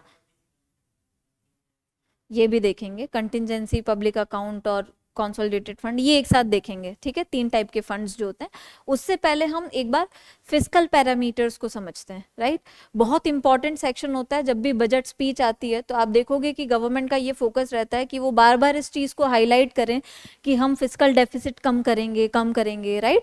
तो ये फिस्कल डेफिसिट है क्या और गवर्नमेंट क्यों इस पर इतना एम्फेसाइज करती है? आप सबको पता है कि बजट जो होता है गवर्नमेंट का, बजट क्या होता है, एक्सपेंडिचर और रिसीट्स, है ना। अब इतने बड़े कंट्री में गवर्नमेंट को खर्चा बहुत सारा करना पड़ता है, गवर्नमेंट एक्सपेंडिचर अलग अलग स्कीम्स में, मेंटेनेंस में, प्रोजेक्ट्स में, राइट? बोरोइंग्स भी लेनी पड़ती हैं। तो जनरली क्या होता है कि एक्सपेंडिचर ज़्यादा होता है और रिसीट्स कम होती हैं। जैसा आप अपने इंडिविजुअल लेवल पे भी देख सकते हैं कि जब हमारे पास इनकम कम होती है और खर्चे ज़्यादा होते हैं तो पैसे कम पड़ जाते हैं। In that case what we do is we tend to borrow, right? हम किसी से बोरो कर लेते हैं कि ठीक है जब आएंगे तो वापस दे देंगे। गवर्नमेंट भी वही करती है, लेकिन ज़्यादा बोरोइंग इकोनॉमी के लिए हार्मफुल होती है, बहुत तरीके से इम्पैक्ट पड़ता है उसका, राइट? तो गवर्नमेंट का ये जो बजट बिगड़ता है इसको कुछ मेजर करने के अलग अलग पैरामीटर्स हैं, है ना। पहला है फिस्कल डेफिसिट। ये टर्म बजट में सुनने को मिलती ही है हर साल, फिस्कल डेफिसिट। अभी आपने सुना होगा गवर्नमेंट ने बोला है कि हमारा फिस्कल डेफिसिट टारगेट जो है वो इतना इतना % रहेगा जीडीपी का, अगले फाइनेंशियल मतलब इस फाइनेंशियल ईयर में हम इतना करके दिखाएंगे, है ना। तो ये क्या है फिस्कल डेफिसिट? फिस्कल डेफिसिट जब हम बोलते हैं तो इसका मतलब होता है total expenditure minus total receipts. यानी हमने 2 टाइप के बजट देखे थे, एक कैपिटल और एक revenue.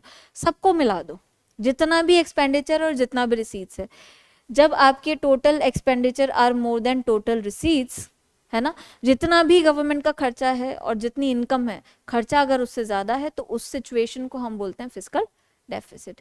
Except for borrowings, borrowings इसमें इंक्लूडेड नहीं होती इनकम में। क्यों? क्योंकि बोरोइंग तो तब की जाती है जब फिस्कल डेफिसिट होता है, तो fiscal deficit is equals to आप बोरोइंग बोल सकते हो। कहने का मतलब ये हो गया कि अगर मैं बोलूं सपोज आपका किसी मंथ का खर्चा जो है वो 500 रुपए से कम पड़ गया, है ना, 500 रुपीज। अब फिस्कल डेफिसिट आपकी कितनी हुई? 500, जितने से कम पड़ा, तो आप 500 ही तो उधार लोगे। तो अगर अब 500 को हम उसमें पहले इंक्लूड कर देते तो 1000 रुपये दिखाता, जबरदस्ती एग्जेजरेट हो जाता, डबल काउंटिंग हो जाती डेफिसिट की, right? So that's why fiscal deficit does not include borrowing, rather it is equal to the borrowing amount. Is that clear? Okay, तो इसको हम बोलते हैं फिस्कल डेफिसिट। इसके अलावा भी बहुत सारे डेफिसिट्स होती हैं, primary deficit, revenue deficit. Fiscal हो गया total expenditure minus total receipts, revenue deficit हो गया revenue expenditure minus revenue receipts.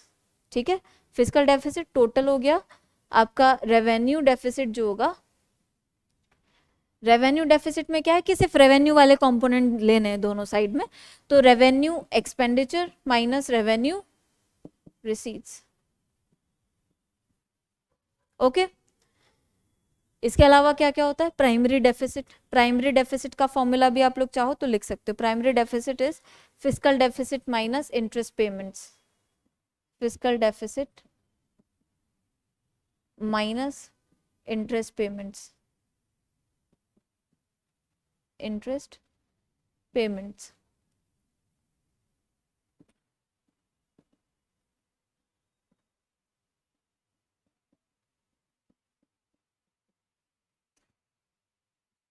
ठीक है,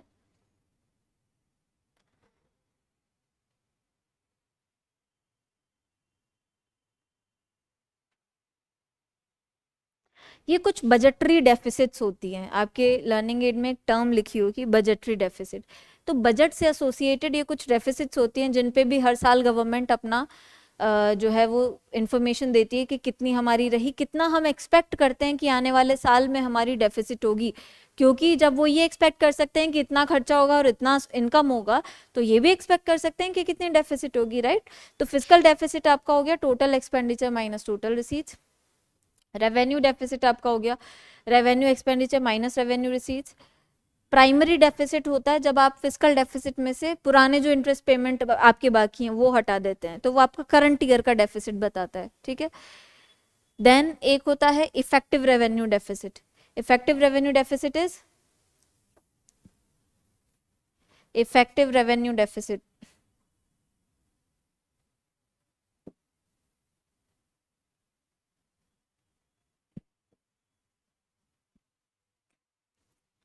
what is effective revenue deficit, you only will tell me, okay.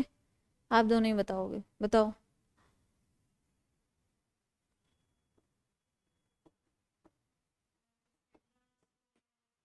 कौन सी ग्रांट्स को और किस में से माइनस कर देते हैं? Grants given for asset creation, capital creation, याद आया? किस में से माइनस कर देते हैं? Physical deficit, revenue deficit, primary deficit. बताना याद आ जाए तो, ठीक है। आगे देखते हैं। तो ये डेफिसिट समझ आ गई आप लोगों को। इन सारी डेफिसिट्स को हम बजट डेफिसिट बोलते हैं। अब ये जानना ज़रूरी है कि क्यों इनको हम लिमिट करने की कोशिश करते हैं, क्योंकि आपको पता है कि अगर डेफिसिट ज़्यादा होगी तो बोरोइंग ज़्यादा होगी। बोरोइंग ज़्यादा होने से कितने हार्मफुल इम्पैक्ट होते हैं इकोनॉमी पे, नेशनल लेवल पे, इंटरनेशनल लेवल पे, वो मैं आपको उसका एक एग्जांपल समझाती हूँ तो आपको समझ आएगा कि इसलिए हम इसको एक लिमिट में रखने की कोशिश करते हैं, राइट। और उसके कुछ स्टैट्यूटरी प्रोविजंस भी हैं, एफआरबीएम एक्ट है हमारे पास जो ये पूरे सेट आउट करता है गाइडलाइंस की कितना फिस्कल डेफिसिट होना चाहिए, जीडीपी का कितना परसेंट रेवेन्यू डेफिसिट होना चाहिए। रेवेन्यू डेफिसिट तो एलिमिनेट करने के लिए ही बोला है ना एफआरबीएम एक्ट ने, क्योंकि ये बहुत ज़्यादा हार्मफुल होता है, राइट। तो सपोज गवर्नमेंट बोरो करती है मार्केट से, है ना। मार्केट से अगर गवर्नमेंट बोरो कर रही है तो क्या हुआ कि पैसा तो उतना ही अवेलेबल होता है at a point of time, है ना। गवर्नमेंट ने बोरो कर लिया क्योंकि फिस्कल डेफिसिट बहुत थी, पैसों की जरूरत थी। अब प्राइवेट इन्वेस्टर्स जो हैं जिससे इकोनॉमी चलती है, राइट, इन्वेस्टमेंट लोन लेके किया जाता है, किसी की जेब में इतना पैसा नहीं होता आपको पता है, और कोई भी अपना पैसा रिस्क पे नहीं डुबो सकता, राइट। तो इन्वेस्टमेंट ज़्यादातर लोन लेके किया जाता है। इन्वेस्टमेंट के लिए लोन लेंगे मार्केट से, तो क्या होता है कि गवर्नमेंट अगर मार्केट से ज़्यादा बोरो करती है, सपोज ये एक पाई चार्ट है ना, इसको ऐसे देखते हैं कि ये चार्ट है, ये टोटल अमाउंट है जो अवेलेबल है बोरो करने के लिए मार्केट में, है ना, टोटल अमाउंट। अब इसमें से गवर्नमेंट जो है वो आपका इतना पार्ट बोरो कर लेती है, इतना, ठीक है। तो प्राइवेट सेक्टर के लिए बोरो करने के लिए कितना बचा, दिस मच ओनली, और बढ़ा दिया गवर्नमेंट ने क्योंकि डेफिसिट और बढ़ गई, ठीक है। सपोज इतना ही बचा, इसको भी हटा दो, ये पूरा गवर्नमेंट ही बोरो कर रही है ना, ये पूरा। प्राइवेट के लिए कितना बचा, सिर्फ इतना, राइट। तो इस फिनोमिना को कहते हैं क्राउडिंग आउट इफेक्ट, पैसे का बाहर जाना, क्राउड आउट हो जाना, यानी सारा गवर्नमेंट ने ले लिया तो प्राइवेट इन्वेस्टमेंट कहाँ से होगा, और जब प्राइवेट इन्वेस्टर्स को लोन नहीं मिलेगा इन्वेस्टमेंट कहाँ से आएगा आपकी कंट्री में, इकोनॉमिक एक्टिविटीज़ कैसे चलेंगे, बिजनेसेस में पैसा कैसे आएगा, स्टार्टअप्स में पैसा कैसे आएगा, ठीक है। तो एक तो ये इम्पैक्ट हो गया। अगर आरबीआई से बोरो करते हैं इन्फ्लेशन हो जाएगा, अगर बाहर से बोरो करते हैं तो आपको वापस देना पड़ेगा उस चीज़ को, और आपको फॉरेन करेंसी में देना पड़ेगा, तो आपके फॉरेन करेंसी के रिजर्व्स कम हो जाएंगे। तो बहुत सारे इम्पैक्ट होते हैं, है ना। करंट अकाउंट डेफिसिट तक हो सकती है, बीओपी भी इम्बैलेंस हो सकता है, ये सारे टर्म्स हैं।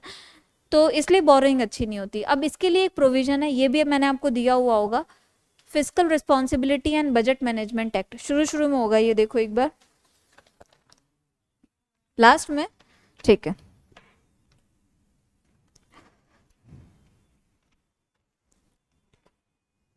यस, FRBM एक्ट है ना, physical responsibility and budget management act. अब ये क्या है कि ये गवर्नमेंट को बताता है कि आपकी फिजिकल रिस्पॉन्सिबिलिटी क्या है। अच्छा, ये जो टर्म फिजिकल है, व्हेनेवर आई से फिजिकल, तो फिजिकल पॉलिसी जो होती है किसी भी कंट्री की, गवर्नमेंट की पॉलिसी होती है, और गवर्नमेंट के पास बेसिकली दो टूल्स होते हैं अपनी पॉलिसीज को इम्प्लीमेंट करने के लिए, एक एक्सपेंडिचर और दूसरा टैक्सेस। तो फिजिकल पॉलिसी के दो टूल्स हो गए, गवर्नमेंट एक्सपेंडिचर एंड टैक्सेस। अब गवर्नमेंट अपनी पॉलिसीज को इंप्लीमेंट करने के लिए इन्हीं दोनों को चेंज करती रहती है बस। आप देखो बजट में क्या होता है, बजट में या तो कहीं एक्सपेंडिचर बढ़ा दिया, कहीं टैक्स कम कर दिया, कहीं टैक्स बढ़ा दिया, कहीं एक्सपेंडिचर कम कर दिया, राइट। तो ये सारी जो है ये फिजिकल पॉलिसी है, गवर्नमेंट की policy. On the other hand एक टर्म होता है मॉनेटरी पॉलिसी। मॉनेटरी पॉलिसी होती है किसी कंट्री की सेंट्रल बैंक की पॉलिसी। दोनों में फर्क समझ आया, राइट। तो फिजिकल पॉलिसी गवर्नमेंट की कैसी होनी चाहिए ताकि ये जो डेफिसिट्स अभी हमने देखी हैं ये लिमिट में रहे।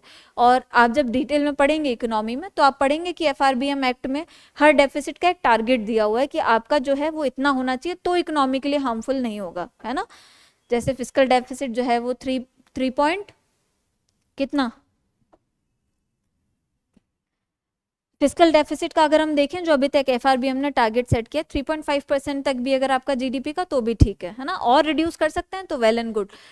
रेवेन्यू डेफिसिट को हटा ही दो, ये बोला गया है, क्योंकि एक बात और ध्यान रखना, पैसा जब भी लोन लिया जाता है अगर कंजम्पशन के पर्पस के लिए लिया जा रहा है तो that will be harmful.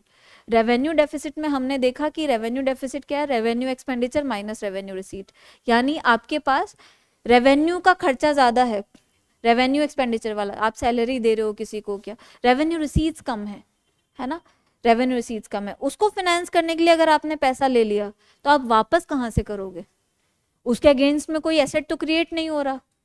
Revenue deficit कब हो रही है, जब आप रेवेन्यू एक्सपेंडिचर ज्यादा कर रहे हो, और रेवेन्यू एक्सपेंडिचर से कोई एसेट क्रिएट नहीं हो रहा, जब एसेट क्रिएट नहीं हो रहा तो आपकी अर्निंग नहीं हो रही, फिर उसको रीपे कैसे करोगे, तो रीपेमेंट करने के चांसेस कम हो जाते हैं। इसलिए बोला गया FRBM में कि रेवेन्यू डेफिसिट को तो हमको एलिमिनेट ही करना है इन अ फेज्ड मैनर, धीरे धीरे ग्रेजुअली। Is that clear. ये FRBM एक्ट है जो ये सारे गाइडलाइन सेट करता है, गवर्नमेंट का फिजिकल परफॉर्मेंस कैसा होना चाहिए उसके बारे में बताता है। ओके, ये भी आपका सिलेबस का पार्ट है।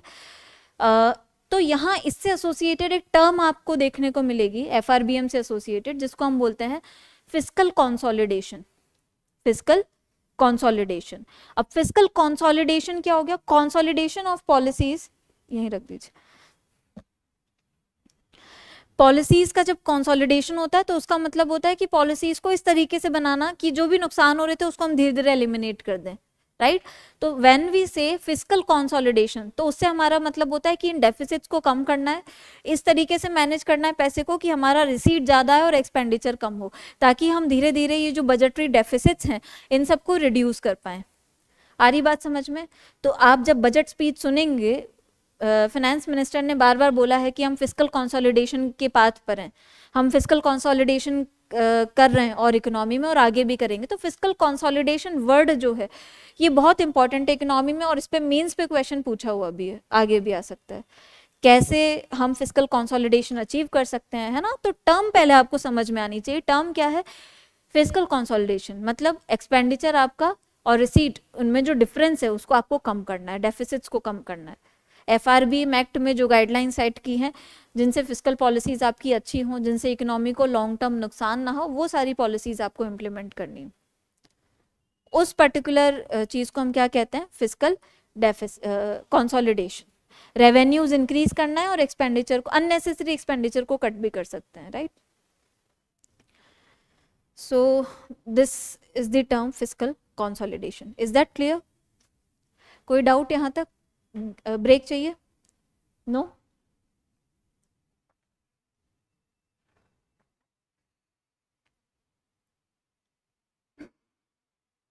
व्हाट हैपेंड, चाहिए, ठीक है। मैक्सिमम 4 मिनट्स ब्रेक, ओके, क्योंकि 4 बोलूँगी तो आप 5 मिनट में आओगे, उसके बाद मिलते हैं वापस। ऑल राइट, ऑल राइट, क्या डिस्कस कर रहे थे हम लास्ट? फिजिकल कंसोलिडेशन, वो हमने कर लिया था डिस्कस, है ना। अच्छा, अभी हम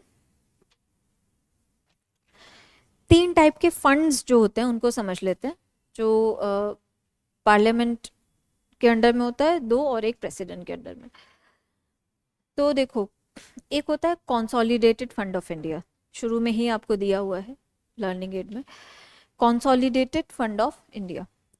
कंसोलिडेटेड फंड ऑफ इंडिया जितना भी पैसा गवर्नमेंट रेवेन्यू से कमा रही है, राइट, रेवेन्यू रिसीट्स जितनी भी टाइप की आ रही हैं, और बोरोइंग से जो पैसा आ रहा है, या गवर्नमेंट ने किसी को लोन दिया है उससे जो पैसा आ रहा है, ये सारा पैसा किस में जमा होता है जाकर? Consolidated fund of India, CFI, ठीक है। अब यहाँ से फिर पैसा जो है वो सबको दिया जाता है अलग अलग पर्पस के लिए, है ना, लेकिन दिया जाता है मतलब बांटा नहीं जाता फ्री में, यहाँ से निकाला जाता है पैसा। ध्यान रखने वाली बात यह है कि कोई सा भी पैसा, even a single penny, even a single rupee, can not be withdrawn from consolidated fund of India without parliaments approval. ये बात ध्यान रखनी है।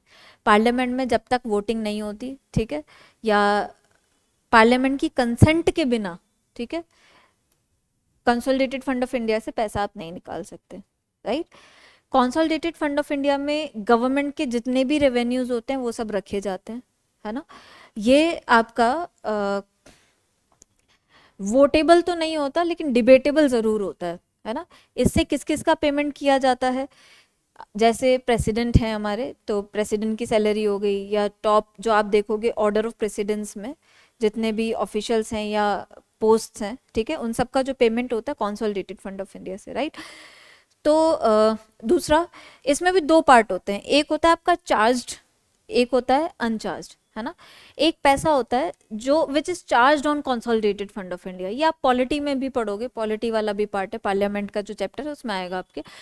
तो द फंड और the sum of money, amount of money which is charged on the consolidated fund of India, वो तो निकालनी ही निकालनी है उससे। वो वोटेबल नहीं है लेकिन वो डिबेटेबल है, उस पर डिबेट हो सकती है कि इतना पैसा जाना चाहिए, क्या है।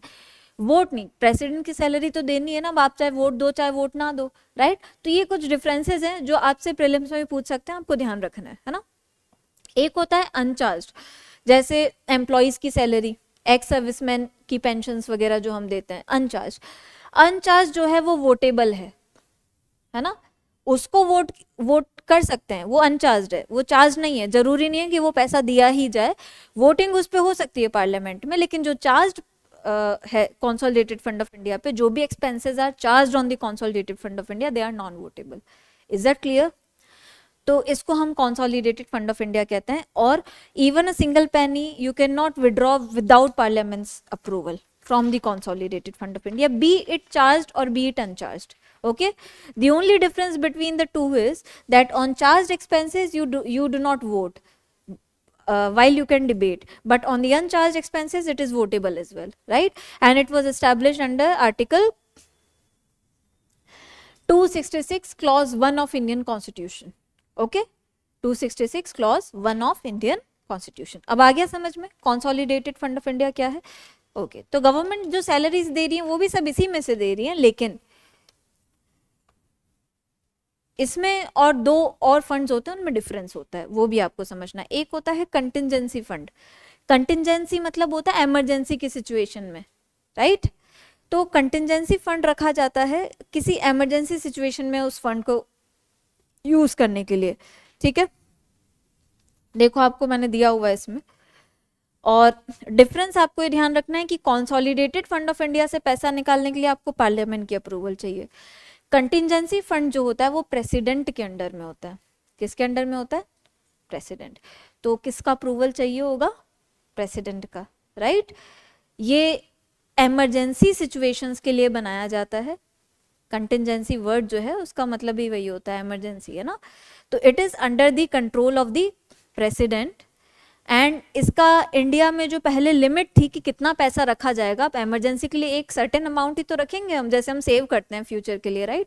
तो पहले था 500 करोड़ रुपए, लेकिन अभी इसको इंक्रीज करके हमने 1000 करोड़ कर दिया है। ओके, तीसरे टाइप का जो कैटेगरी होती है, जो पैसा क्लासिफाई किया जाता है, जो सरकार के पास आता है, उसको हम कहते हैं पब्लिक अकाउंट्स। क्या कहते हैं? Public accounts. अब इसमें क्या होता है कि जनता जो पैसा जमा कराती है, जैसे deposit scheme, saving schemes, EPFO में जो आपका जो पोर्शन होता है, जो आप पे करते हो, पेंशन कॉन्ट्रीब्यूशंस है ना, इंश्योरेंस कॉन्ट्रीब्यूशंस, ये सब जो पैसा जाता है ये पब्लिक अकाउंट में जाता है। पब्लिक मतलब पब्लिक अकाउंट, जो जनता का पैसा जो जमा हो रहा है वो पब्लिक अकाउंट्स में। Is that clear? अब ये भी पार्लियामेंट्री कंट्रोल में ही होता है ना, पार्लियामेंट्री लॉ बनाना होता है इसको भी रेगुलेट करने के लिए, ठीक है। तो ध्यान रहेगा, consolidated fund of India, contingency fund of India and public accounts, ये टर्म्स भी देखने को मिलती है। क्योंकि अब ये तीनों हम बजट में क्यों पढ़ रहे हैं? क्योंकि जब आप बजट पढ़ते हो तो आपको पता है कि बजट एक लंबा प्रोसेस है ना। पहले बजट स्पीच होती है, फिर डिमांड फॉर ग्रांट्स, है ना। हर मिनिस्ट्री जो है, हर डिपार्टमेंट जो है, वो अपना डिमांड फॉर ग्रांट्स पेश करता है कि हमको इतना पैसा चाहिए। अब कंसोलिडेटेड फंड ऑफ इंडिया से पैसा चाहिए तो क्या करना होगा? जो जो अनचार्ज एक्सपेंडिचर है उस पर वोटिंग भी होगी, राइट। तो उसके लिए आपको पेश करना होगा, फिर उस पर डिबेट होगी, अगर मेंबर्स अलाउ करते हैं उतना अमाउंट तो आपको मिल जाएगा, है ना। तो वो सब होता है, अलग अलग टाइप के बिल्स पास होते हैं, और फिर लास्ट में अप्रोप्रिएशन बिल पास होता है। अगर वो पास हो गया, जो मनी बिल की तरह पास माना जाता है, तो फिर आपका जो है वो पैसा उससे विड्रॉ हो जाएगा। तो पूरा एक लंबा प्रोसेस है। तो ये सब समझने के लिए तीनों टाइप के फंड समझना जरूरी था। Is that clear? ओके, अब कौन कौन सी टर्म्स रह गई हैं देखो।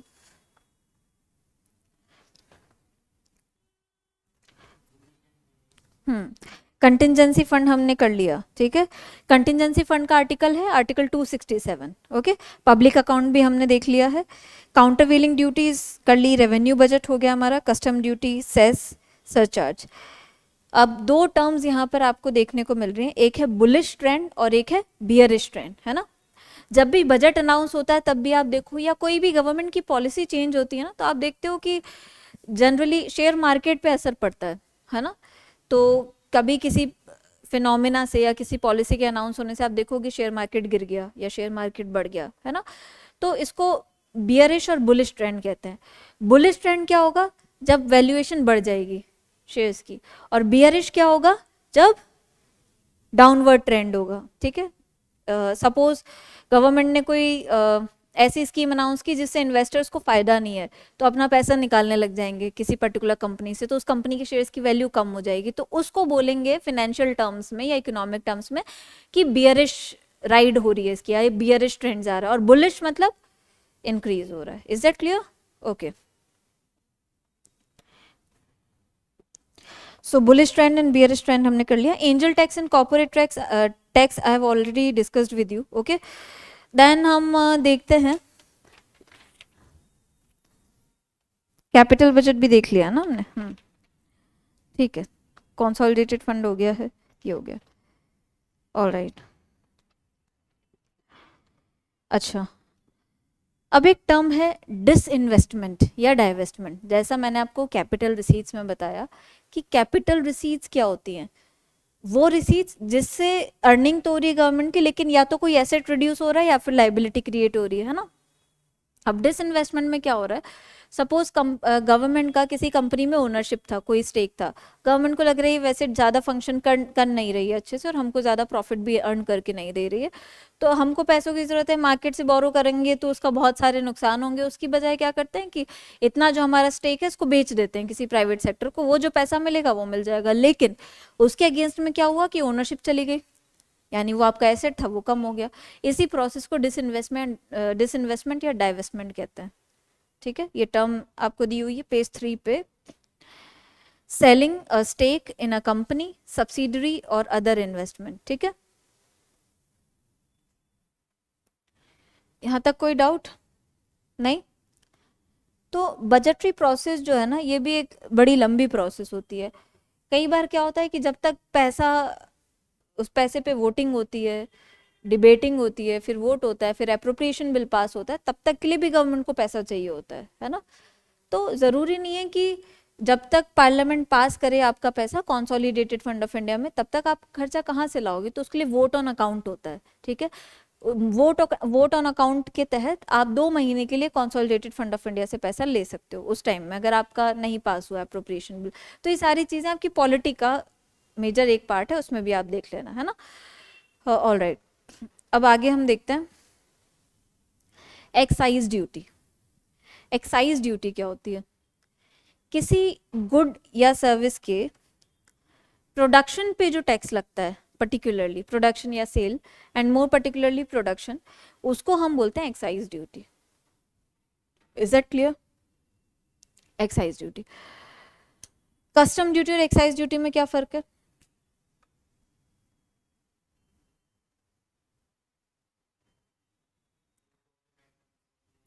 Yes yes. हाँ, जब हम इंपोर्ट कर रहे हैं तो on the account of import of a particular product जो हम टैक्स पे कर रहे हैं वो कस्टम ड्यूटी है, but when we are producing the product और उसके प्रोडक्शन पे जो पे कर रहे हैं वो एक्साइज ड्यूटी है। क्लियर? तो कई बार क्या होता है कि आपको पता है क्रूड ऑयल हम इंपोर्ट करते हैं, है ना। पेट्रोल जब महंगा होता है तो उस पर जब हम रिफाइनरिंग करते हैं, उससे दूसरे प्रोडक्ट्स बनाते हैं, क्रूड ऑयल तो डायरेक्टली यूज़ नहीं होता, उससे पेट्रोल डीजल सारी चीज़ें बनती है, तो उस पर भी सेंट्रल एक्साइज ड्यूटी लगती है, राइट। एक्साइज ड्यूटीज लगती है सेंट्रल स्टेट की। तो जब ये महंगा होता है तो आपने देखा होगा कि पब्लिक डिमांड करती है कि गवर्नमेंट सस्ता नहीं कर रही, सस्ता नहीं कर रही। एक बात आपको पता होनी चाहिए कि इन्फ्लेशन जो है वो गवर्नमेंट के हाथ में नहीं होता है लाना, इन्फ्लेशन इकोनॉमिक सिचुएशंस की वजह से आता है, ठीक है। ग्रोथ हो रही है तो इन्फ्लेशन भी होगा, you can not grow without inflation. हाँ, एक आइडियल लिमिट में होना चाहिए, ठीक है, एक टारगेट में होना चाहिए। तो इन्फ्लेशन जो टर्म है वो भी आपके लिए बजट में आप देखो आपको मिलेगी देखने को कि हम इन्फ्लेशन को भी कंटेन करने की कोशिश करेंगे, हालांकि मेन काम वो सेंट्रल बैंक का होता है किसी भी कंट्री के। तो उस टाइम में गवर्नमेंट क्या करती है, सपोज पेट्रोल की प्राइसेस महंगी हो रही है, अभी प्राइसेस ज़्यादा क्यों हुई या प्राइसेस क्यों बढ़ी? क्योंकि उस पर कोई टैक्स दे रहा था उसके प्रोडक्शन पे, उसने आपको महंगा बेचा, ठीक है। अब गवर्नमेंट उस केस में क्या करेगी, बहुत ज़्यादा ही अगर सिचुएशन अनकंट्रोल हो रही है तो एक्साइज ड्यूटी कम कर देगी। एक्साइज ड्यूटी कम करने से क्या होगा, थोड़ा उस पर प्राइस पे आपको असर देखने को मिलेगा, क्योंकि अगर प्रोडक्शन पे जो प्रोड्यूसर है उसको कम ड्यूटी या कम टैक्स पे करना पड़ रहा है तो आपके पास जो प्रोडक्ट आएगा वो कम प्राइस पर आएगा। Is that clear? तो ये भी एक तरीका होता है। तो जब भी पेट्रोल वगैरह महंगा हो तो आप देख सकते हो कि हो सकता है government can change the excise duty. All right, so this is excise duty. Any doubts so far? Inflation दिया हुआ है इसमें, इन्फ्लेशन, इन्फ्लेशन लिख लो। इन्फ्लेशन टर्म भी आपको बजट में देखने को मिलेगी, क्योंकि गवर्नमेंट बोलती है कि इन चीज़ों की वजह से ये थोड़ा महंगा हो जाएगा, ये थोड़ा सस्ता हो जाएगा। तो इन्फ्लेशन क्या होता है? महंगाई जिसको हम आम भाषा में बोलते हैं। What is inflation? जब इकोनॉमी में लगभग सभी गुड्स एंड सर्विसेज की प्राइसेस लगातार बढ़ती जाए, मतलब ऐसा नहीं कि आज बढ़ी और कल गिर गई, एक अच्छे खासे टाइम के लिए, और you can say a sustained increase in the general price level in the economy is called inflation, ठीक है। A sustained increase in the general price level in the economy.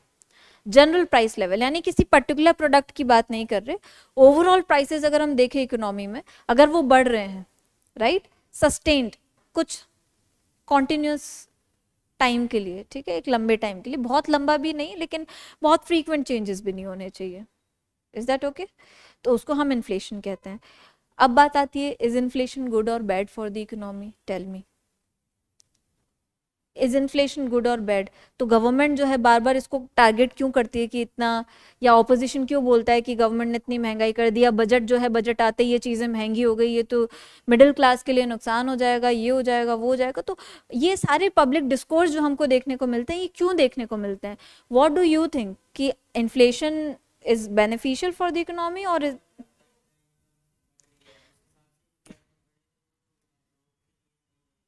अच्छा, हम्म हम्म हम्म All right. So you mean to say कि if inflation comes along with growth, right, then it is good. And yes, when a country or when economy grows, inflation comes along with it. ठीक है? You cannot grow economically without inflation. देखो inflation अगर हम देखें कि definition तो हमने देख ली, लेकिन वैसे क्या होता है, सपोज ये इकोनॉमी है इतनी सी, है ना, I am producing something, suppose this is the product in the economy. अब आप सबके पास पैसा है बहुत, आप चाहते हो इस पेन को खरीदना, ठीक है, आपको खरीदना है, अब सबके पास पैसा है, तो एक होड़ लग जाएगी कि कौन जो सबसे ज़्यादा प्राइस दे पाएगा, I will sell to her और हिम ओनली, राइट, क्योंकि मुझे तो अपना प्रॉफिट देखना है। अब इन इकोनॉमी में भी ऐसा होता है, जब बहुत ज़्यादा पैसा आ जाता है तो क्या होता है, बहुत ज़्यादा पैसा कुछ लिमिटेड चीज़ों को चेज करने लगता है, उनकी डिमांड सर्टेनली बढ़ जाती है, और डिमांड बढ़ेगी तो जिस चीज़ की बहुत ज़्यादा डिमांड होगी प्रोड्यूसर उसको महंगा बेचना चाहेगा ना, कॉमन सेंस, राइट। तो this happens in an economy. और फिर क्या होता है कि इसलिए हम बोलते हैं कि ग्रोथ के साथ इन्फ्लेशन आता है हमेशा। क्यों? क्योंकि अगर हम ग्रो करेंगे तो हम ज़्यादा अर्न करेंगे, जैसा उसने बोला कि अगर आपका पर कैपिटा इनकम इंक्रीज हो रही है, यानी जीडीपी तो इंक्रीज हो ही रही है, और जीडीपी का जो पर कैपिटा पर पर्सन डिस्ट्रीब्यूशन है वो भी अगर इंक्रीज हो रहा है तो इट मीन्स आप you are earning more, and when you earn more you demand more, right. तो इन्फ्लेशन इज गुड और बैड?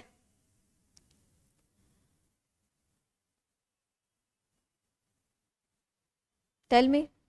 अच्छा, घरों में तो आप लोगों ने एक यही बात सुनी होगी ना कि महंगाई हो गई है, बहुत बुरा वो है ना, कुछ अच्छा नहीं चल रहा, सरकार ऐसी सरकार वैसी है, महंगाई बहुत है। लेकिन बीइंग इकोनॉमिक्स स्टूडेंट आपको पता होना चाहिए कि महंगाई जो है वो बुरी नहीं है, एक लिमिट के बाद महंगाई बुरी है। महंगाई होनी तो ज़रूरी है, अगर महंगाई नहीं होगी तो जितना खा पा रहे हैं वो भी नहीं खा पाओगे, राइट। अब ऐसा क्यों?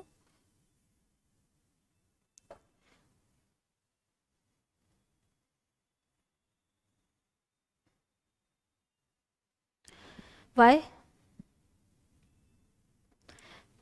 महंगाई का मतलब क्या है कि लोगों के पास पैसा है, डिमांड है चीज़ों की, समझना इस बात को, डिमांड है, डिमांड है तब महंगाई है ना। अगर इसकी डिमांड ही नहीं होगी तो मैं 10 रुपए में बेच सकती हूँ, फिर अगर मुझे प्रोडक्ट ही निकालना है बस अपने स्टॉक में से, और अगर इसकी डिमांड है तो यही 10 का 50 में हो जाएगा। जैसे कल आपने देखा होगा, कल बत्रा पे रोज कितने के बिक रहे थे, नॉर्मल से तो बहुत ज़्यादा महंगे होंगे, तो डिमांड थी कल, ठीक है। ऐसे ही कोई फेस्टिवल आता है, या जैसे नवरात्रि वगैरह में आप देखो कि आप फूल खरीदने जाते हो अगर पूजा वगैरह करने के लिए, तो नॉर्मल डे से आपको ज़्यादा महंगे मिलते हैं, डिमांड बढ़ जाती है किसी चीज़ की, तो डिमांड है तो इकोनॉमी में ग्रोथ है।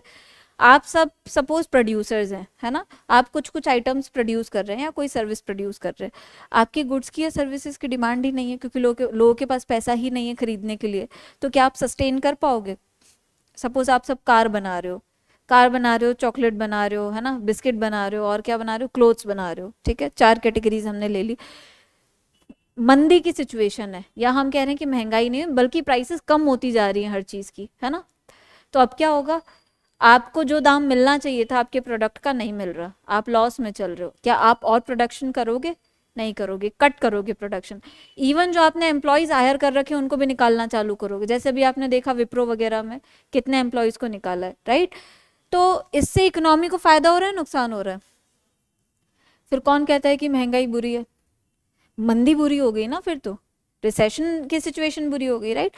महंगाई अच्छी है विद इन अ लिमिट, बहुत ज़्यादा महंगाई भी बुरी है। सो इंडिया का भी एक डिजायरेबल ब्रैकेट है जिसको हम बोलते हैं 4 ± 2%, राइट। इस ब्रैकेट में जो है वो गवर्नमेंट महंगाई रखने की कोशिश करती है, government and central bank, all right. हमारा ये टारगेट रहता है कि महंगाई जो है वो 3 से 5 के बीच में रहे, तीन मिनिमम, 3 और मैक्सिमम 5, ये एक आइडियल ब्रैकेट है, तब वो हमारे को फायदा देगी, ठीक है, then it would be beneficial for us and not very harmful, ठीक है। So this was inflation. Then there is a concept, अच्छा अब टैक्स, डायरेक्ट टैक्सेशन की अगर हम बात करें तो कुछ 2-3 टर्मिनोलॉजीज हैं जिनमें डिफरेंस समझना ज़रूरी है ना। जैसे आपने सुना होगा कि नए स्लैब्स तो आ गए, टैक्स स्लैब्स, अब उसमें कुछ टैक्स एग्जाम्पशन दिया है, कहीं टैक्स रिबेट दिया है, कहीं स्टैंडर्ड डिडक्शन दिया है, हमने पहले भी इसको डिस्कस किया था, आज फिर देख लेते हैं। ये टर्म्स अलग अलग होती हैं, टैक्स एग्जाम्पशन अलग होता है, टैक्स रिबेट अलग होता है, स्टैंडर्ड डिडक्शन अलग होता है ना। तो सबसे पहले देखते हैं टैक्स एग्जाम्पशन क्या होता है। टैक्स एग्जाम्पशन क्या है कि कंप्लीट छूट है, कोई उसमें इफ्स एंड बट्स नहीं है ना। अगर आपकी इनकम 7 लाख तक की है, यू आर टैक्स एग्जाम्प्ट, है ना, नए टैक्स रिजीम के तहत आपको इनकम टैक्स एक्ट के तहत आपको पैसा टैक्स में नहीं देना पड़ेगा, ठीक है। वो होता है टैक्स एग्जम्पशन, है ना, जिसको कर छूट आप कह सकते हो, ठीक है, tax exemption. Right to have some or all of one's income exempt from a country's taxation, ठीक है, आपको टैक्स नहीं देना। लेकिन दूसरा वर्ड होता है टैक्स डिडक्शन। अब टैक्स डिडक्शन क्या होता है, ये हमने पहले भी डिस्कस किया था। कई बार क्या होता है, गवर्नमेंट कुछ सेविंग स्कीम्स लेकर आती है, इन्वेस्टमेंट स्कीम्स, सेविंग स्कीम्स।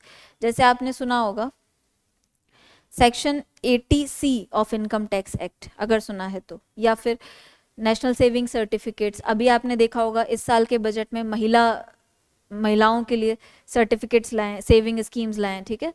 तो उसमें क्या है कि आप 2 लाख तक का पैसा जमा करा सकते हो और उसमें 7.5 समथिंग इंटरेस्ट रेट आपको मिलेगा। तो वो क्या है, वो भी महिलाओं के लिए है, वुमेन एम्पावरमेंट, उनको भी एक सिक्योरिटी मिलेगी और वो इंटरेस्ट भी अर्न कर सकती है अपनी सेविंग्स से। तो सेविंग अगर आप इस तरीके से सेव करते हो जो आपको अर्न करके दे, सेविंग वो नहीं है जो आपने पैसा बचा के अलमारी में रख दिया, राइट, वो भी सेविंग है लेकिन वो देश के किसी काम का नहीं है, है ना। जो पैसा आपका बैंक में रखा हुआ है एज अ सेविंग, वो इकोनॉमी के लिए भी हेल्पफुल है क्योंकि बैंक उससे आगे लोन देंगे, है ना। तो इस टाइप की स्कीम्स गवर्नमेंट चलाती है। अब उसमें क्या होता है, कुछ कुछ बेनिफिट्स होते हैं, जैसे section 80C of income tax act. अगर आप प्रोविडेंट फंड में 1.5 लाख तक की इनकम रखते हो तो वो टैक्स एग्जम्प्ट होगी, मतलब उस पर कोई टैक्स नहीं देना पड़ेगा। तो सपोज, अब इसको आप ऐसे देख सकते हो, नए टैक्स रिजीम में हम देखें 7 लाख तक टैक्स एग्जाम्पशन है, ठीक है। 7 लाख आपने, लेकिन आपकी इनकम सपोज है 7 और 1.5, ठीक है, 8.5 लाख, है ना। अब आप कैसे आप टैक्स बचा सकते हो, टैक्स चोरी करना और टैक्स बचाने में फ़र्क है। टैक्स चोरी करना होता है इलीगल तरीके से टैक्स बचाना, पे ना करना या फिर इनकम ही छुपा लेना, है ना। टैक्स बचाना कि सिस्टम ने ही आपको कुछ ऐसे मौके दिए हैं जिनसे आप अपना टैक्स सेव कर सकते हो। अब आप कैसे करोगे, आपको पता है कि अगर आप 8.5 लाख वाले में आओगे तो फिर आप टैक्सेबल वाले ब्रैकेट में आ जाओगे। 1.5 लाख रखो पीएफ अकाउंट में, ठीक है, टैक्स नहीं लगेगा, और 7 लाख वैसे ही टैक्स एग्जम्प्ट हो गया। आया समझ में। तो टैक्स सेव करना होता है, राइट। तो टैक्स एग्जाम्पशन, क्लियर एग्जाम्पशन कि आपको नहीं देना। टैक्स डिडक्शन में क्या होता है कि जो आपकी ओवरऑल टैक्सेबल इनकम बन रही है, सपोज आप 7 से ज़्यादा वाले में आ रहे हो, लेकिन आपने क्या बोला कि मैंने 1.5 लाख जो है वो इसमें रख रखा है और इनकम टैक्स एक्ट मुझे इस सेक्शन के तहत ये बेनिफिट देता है। तो वो जब आप बेनिफिट क्लेम करते हैं तब वो डिडक्ट करके फिर आपके टैक्सेबल इनकम को काउंट किया जाता है कि कितनी है, नहीं है तो फिर नहीं देना, और फिर जितनी बचेगी उतने % वाले स्लैब का आपको टैक्स देना पड़ेगा, उसको कहते हैं टैक्स डिडक्शन। अब आया समझ में। एक बार आप डेफिनेशन देख लो, इसमें मैंने दे रखा है आपको, claims made to reduce your taxable income arising from various investments and expenses incurred by a taxpayer। दोनों में डिफरेंस समझ आ गया होगा, है ना। तो टैक्स डिडक्शन जो है वो आप क्लेम करते हो कि इतनी इनकम जो है वो इसमें से आप हटा के और फिर मेरा टैक्स कैलकुलेट करो, क्योंकि इतनी इनकम पे आपने मेरे को फायदा दे रखा है, ये वाला जो मैं क्लेम कर रहा हूँ या कर रही हूँ। Is that clear everyone, right. So this is tax deduction. दूसरा होता है टैक्स रीबेट। रीबेट को हम रिफंड भी बोलते हैं, है ना। टैक्स रीबेट क्या होता है कि अगर मान लो आप की टैक्सेबल इनकम पे जो टैक्स लग रहा था, आप सपोज 20% टैक्स स्लैब में आ रहे थे कि 20% आपको टैक्स देना है ना, लेकिन आपने अगर 30% वाला दे दिया तो वो जो एक्स्ट्रा आपने 10% दे दिया वो आप रिफंड कर सकते हो, है ना। जो भी आपका ITR फाइल कर रहा है, ठीक है, उसने अगर ज़्यादा दे दिया और अगर आप उसके किसी भी टाइप के बेनिफिट में आते हो जो उस टैक्स के स्लैब को कम कर सके आपके, तो वो जो रिफंड आप क्लेम कर सकते हो, वो जो रिफंड आपको मिलता है, that refund is also called as tax rebate. Is that clear?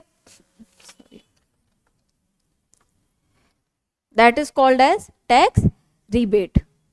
So there is a difference between these three terms, है ना, tax exemption, tax deduction and tax rebate. Tax exemption clear cut, no tax on this much income, ठीक है।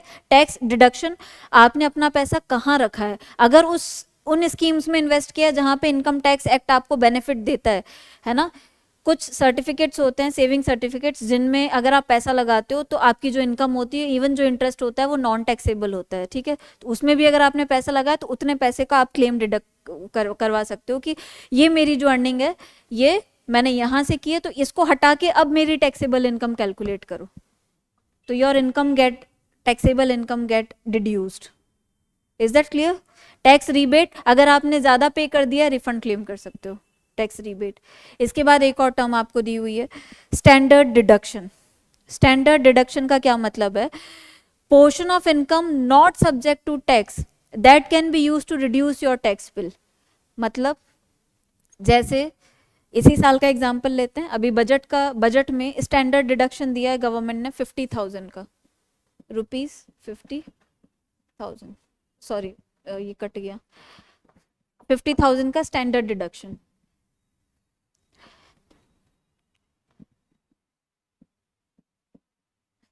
Okay, इसका क्या मतलब है? 50,000 तक की इनकम जो है उस पर कोई टैक्स नहीं है। अब इसका मतलब आपको ऐसे समझ आएगा कि आपकी इनकम है 7.5 लाख, आपको पता है 7 लाख तक एग्जाम्पशन दिया है, अब 50,000 का क्या करें? तो वो 50,000 स्टैंडर्ड डिडक्शन में आपको टैक्स फ्री दिए, यानी 7.5 लाख है तो 50,000 स्टैंडर्ड डिडक्शन का कट गया और 7 लाख आपका क्या हो गया? Tax exemption. तो you are not liable to pay, you are not liable to pay tax on that, ठीक है। So that 50,000 rupees 50,000 is standard deduction. इससे आप अपनी टैक्सेबल इनकम के ब्रैकेट को कम करवा सकते हो, right? Is that clear? So I think we have discussed all the key terminologies of the budget, and yeah, that is it for today. Okay, thank you so much.